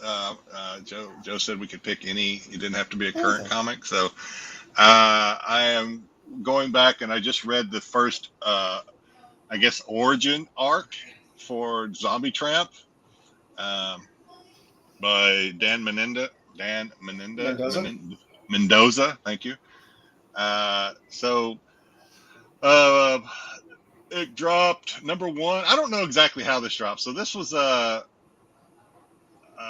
like a garage or something printing. I'm not sure, but so issue 1 released in 2009, issue 2 sometime in 2010, and then issue 3 didn't come out until I think 2012. So a lot of time in between each one of these issues. I don't know. I'm just kind of Dan Mendoza's art. He did all the art for these things. Is kind of, you got to kind of get used to it. It's bloody, it's gruesome, but it's comic blood and gore. So it's not over.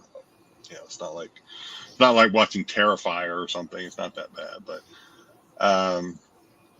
yeah, this is just the origin story. I was good luck finding it. We were talking about before the show. God, I've been trying to find a Zombie Tramp number 1. That's a freaking ghost. I can't find this. I can't find them anywhere. 1, 2, or 3. So this is what I read this week. I'm going to continue probably to read these. I'm not going to, it's not going to be my pick every week if we do this, but I'm going to continue to kind of read this because it is kind of a Zombie Tramp is kind of a cult following. So in this and one, then you get the whole universe and all the split off characters and stuff like that. And all the other characters that launch out. I was trying to remember one of the main characters, and you have the sheriff, you have the sheriff's son in this one, who is the zombie that bit Zombie Tramp. But for some reason, unlike other zombies, Zombie Tramp keeps her soul. So she's she's able to she's not just a mindless virus. Brains. She actually she needs to eat human flesh, but she doesn't kill mindlessly, I guess. But in this one, I gotta admit these are not necessarily the easiest panels to follow because it kind of jumps between different parts of the story very quickly, and the transition is just like snap of a finger. So you're kind of like kind of wondering what happened. Yeah. But there's voodoo, there's zombies, there's a corrupt sheriff, there is a zombie task force that the sheriff kind of leads, that he's trying. Not a whole, it's kind of like Joe was saying with Vampirella. Not a whole lot of thought involved when you're reading Zombie Tramp. It's pretty straightforward. We'll see how it goes on. If maybe it gets a little more nuanced I doubt it, as the other issues, as I go through the other issues, the fundamentals of it, if you will. I kind of doubt it because this is pretty much just a fun. If this was a movie, it would probably barely be a B movie. I mean, this is just like straight fun gore, TNA. Yeah. So it's a fun read. I'd recommend reading it if you kind of just wanted to go back. If you've ever watched like any streams or you've seen anybody's collections and you see they collect Zombie Tramp or they collect Lady Death or or some of these other Purgatory, some of these other like Indie or Dynamite characters, and you've ever wondered, like, and this is kind of what I did. I always wondered, like, okay, what is the intrigue? Why are people reading Zombie Tramp? So that's kind of why I went back, and I just said, I don't see what all the hype is. So, and what I've found is that it's a unique style. Mendoza's got and he doesn't do all the art present day, but he's the godfather of Zombie Tramp. So he's got a unique style. Zombie Tramp has, I think they all kind of try to stay true to that Mendoza style, but not all of them are successful, even, as artists. They do their own spin on it. But I don't know. I just say go back and check it out.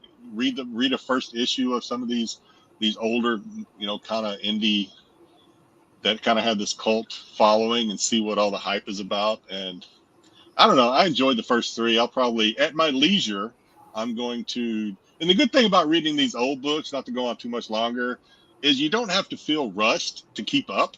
You know what I mean? You don't have to okay, yeah. I'm so far behind. I'll never, I gotta read 4, 5, and 6, and 7 because 8's coming out next week, and I'm gonna be lost. Yeah, these old ones, man, just go back and read them at your leisure. It's pretty cool. I followed your path this week, Jedi, in terms of picking something older. For me this week, I went with trade, but I enjoy Mystery. Hardcase Crime has reissued some of the trades, which collect some of the original series, which was from Aardvark Press and then switched over to Renegade Press around like issue 18 or 19. So if you enjoy a good detective story, the trade for Heroin Withdrawal covers, I think, 4 to 5 different story arcs that go through.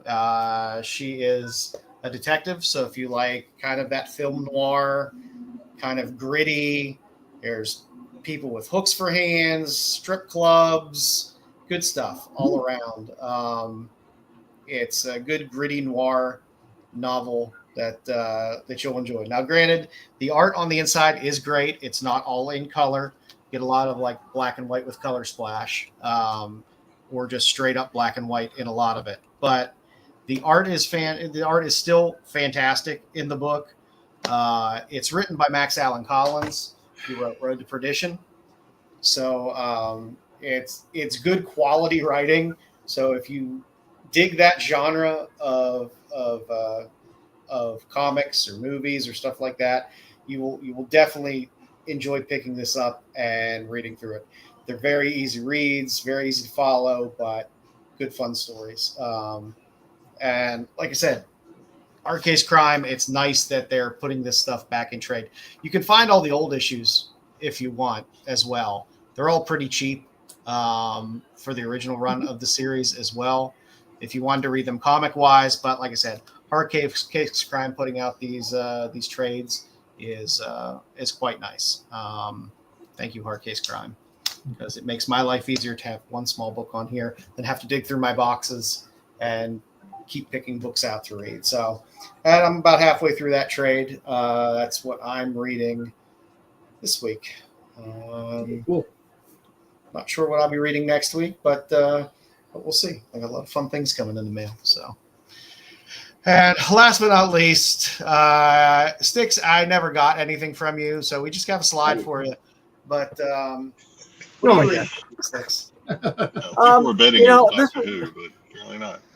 No. This week I didn't really get to my LCS. I would have been reading the new Dark Universe DC there with Gold Beetle. Oh yeah. I wanted to read that this week. The only thing I really read this week is one of my pickups. I reread Spider-Man and the Amazing Friends, #1, when I got it. So let's see if you can get over there. You know what? It's a good read for being an 80s adaptation. Not really even an adaptation, but a cover for the cartoon series that you got on Saturday mornings. Anything with Firestar is all right with me. I mean, you get some really good classic quarter panels here, and then of course your middle page here, and you get a couple of these, the Saturday morning cartoon blurps or ads.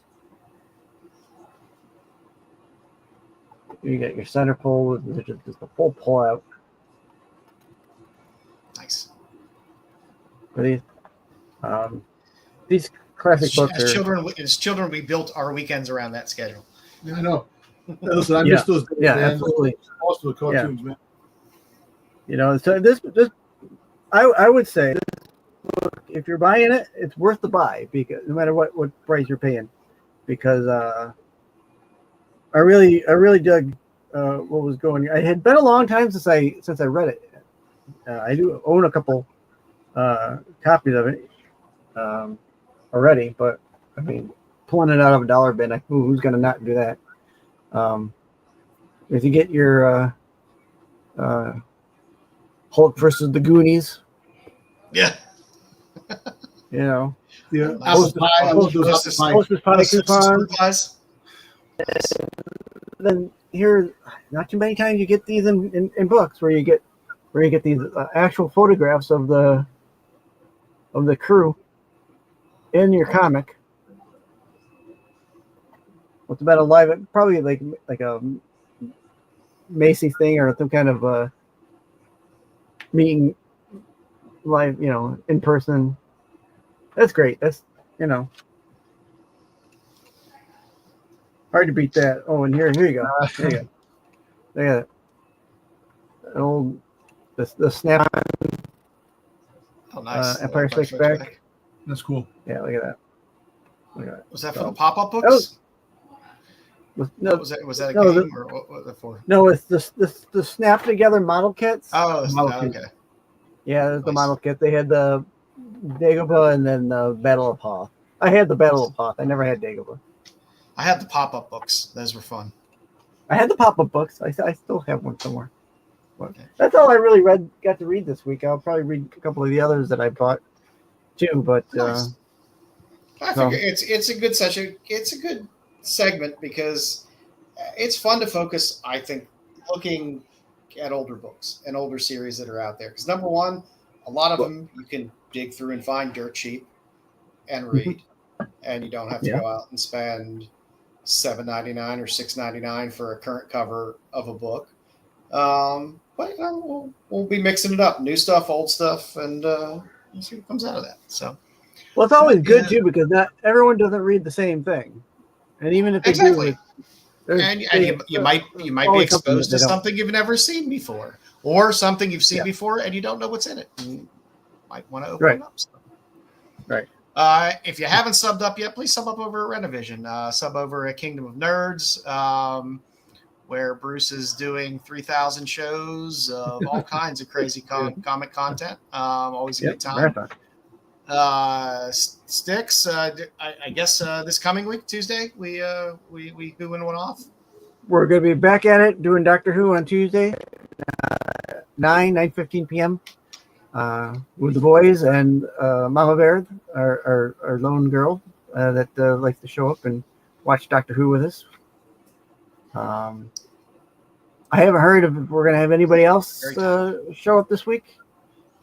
So right now it's Terry will be there in the Terry will be our chatter in the chat. Tyson, I was reading out the takeout menu. Yeah. Hungry. So that's it for me. No SNS tomorrow. There's going to be no SNS tomorrow night. And then Absolute Big Geek Podcast has been running a lot of their wrestling show on Thursdays? Yeah, Thursday. Go back and look at this week's episode. We did our picks for the wrestling game, winners, and our predictions for Saturday Night Main Event. Figured was it Bash at the Beat? Was it Bash at the American Bash? Great American Bash and Evolution. So Go back, watch it, and then watch wrestling and see who won. There's a lot. Aside WWE aside, there's a lot of wrestling this weekend to watch. Yep. So if you like WWE, TNA, AEW, I always like well, yeah. Listen, I just watched the wrestling through the storyline when the women fight. That's it. Like reading for the articles. Exactly. Of course, don't forget of the whole lineup that's on Renovision. We are preceded by CBSI Hot 10 at 9 every Friday, followed by us at 9:30. SNS is off this week, but normally on Saturdays at 9, you can catch the boys from SNS. For all your Star Wars needs, there's always Tales from the Dark Side on Sundays, and on Wednesdays, you can catch Pete, Marco, and Dubs on the Tack Show. So that's all we got for this week. Boys, got anything, any hot plans for this weekend? I might be doing a whatnot. I haven't decided yet. So I don't know. Maybe I'll probably talk myself out of it. But hey, if you're looking for something to watch on TV that is comic related, I haven't watched it yet, but we got the latest episode of Revival has dropped. Fantastic show. I haven't watched it yet, and then there's also on Netflix Old Guard season 2, which I have not started yet. That I plan on. Yeah, it's just the movie. It's just the movie. It's just a movie now. Yep. Okay, it's a movie. Yeah, it's okay, just a so Yep. I have not watched that yet. So it was watchable. It was. They leave you on the cliffhanger. So. Okay. So there'll be more, hopefully. Which was interesting. Because I thought this one was going to be the last one, but maybe not. Yeah, didn't feel like it. And Definitely did not feel like it. Resident Alien as well. Resident Alien. Got to do our weekly plug for Resident Alien, which I have not watched that yet either. I don't think. So. I could not do it, Terry. I could not do this season. I got halfway through the season and I just ended it. I stopped after episode 8, I think. I loved the first season. The second season just felt completely different and weird. And who's the actor that plays Harold from Harold and Kumar? I forget the name of the actor, but he was on House and no. Yeah, Kumar was on House. Sorry. I always forget his name. No, Kumar. Kumar. No, Harold Kumar. The Asian guy. The Asian guy. Oh, the Asian guy. He was in Hot. Kumar was in. Kumar was in. He was in friggin' 24. Anyway, yeah, but what I'm saying is, there was an episode of Poker Face that had him in it, where he was like the. Anyway, I stopped watching after that episode because I was like, I could not do Poker Face. It just felt like it seemed to have focus the first season. She's running and going from place to now. It's like, I just gotta go place to place and solve crimes, and it seemed too forced. And well, early on in this season, she solved her mafia, running from the mafia, she solved that problem, and since then she's just been wandering, trying to find.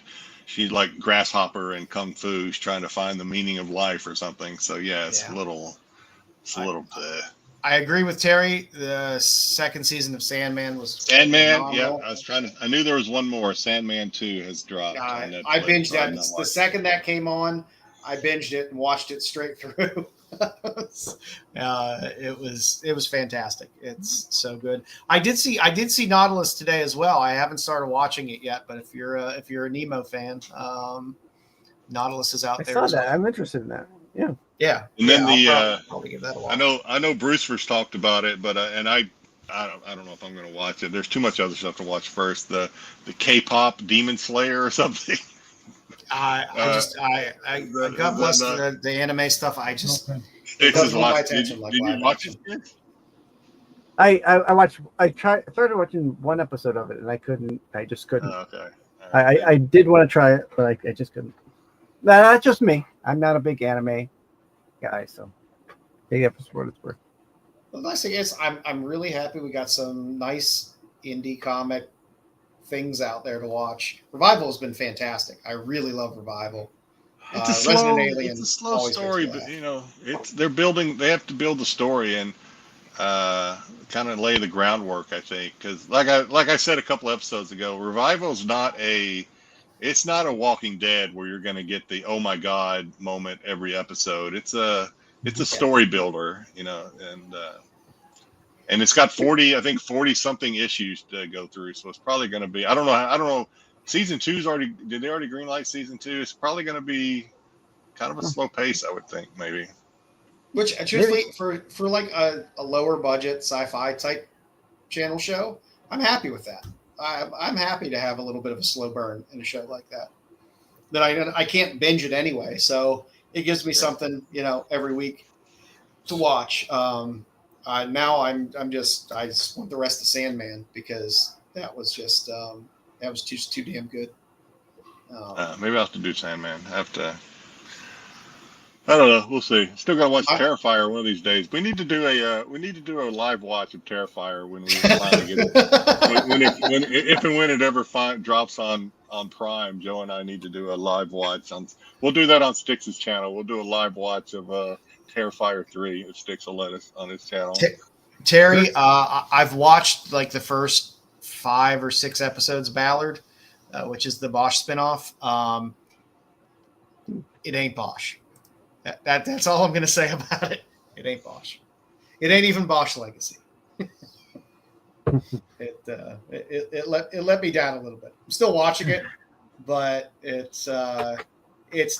It doesn't have the quality that Bosch had.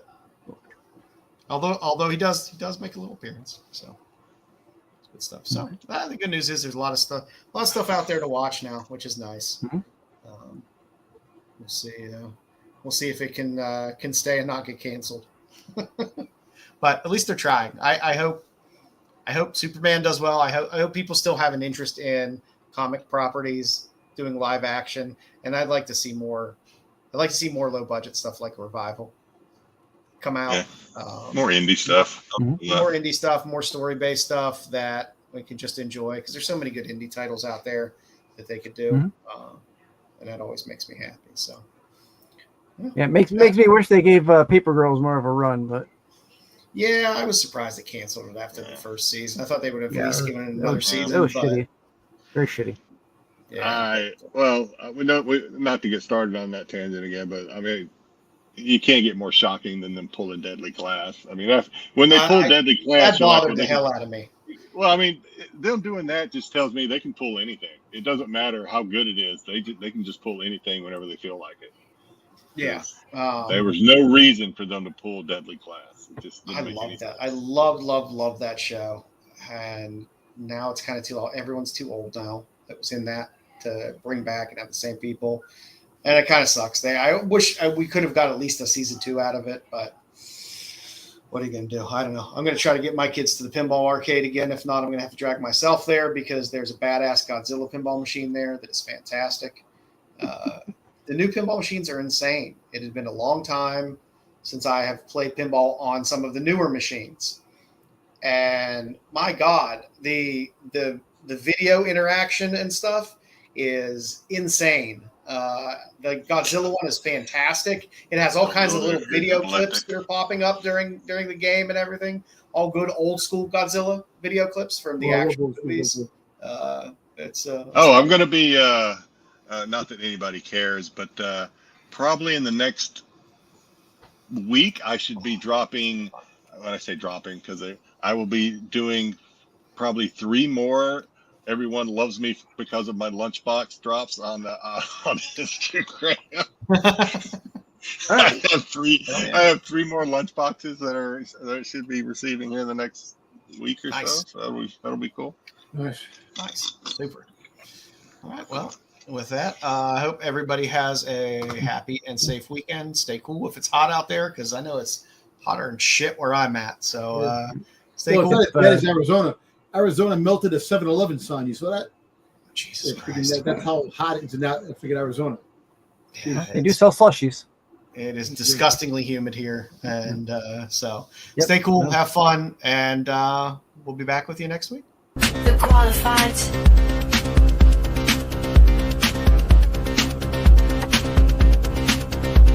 The qualified. yet.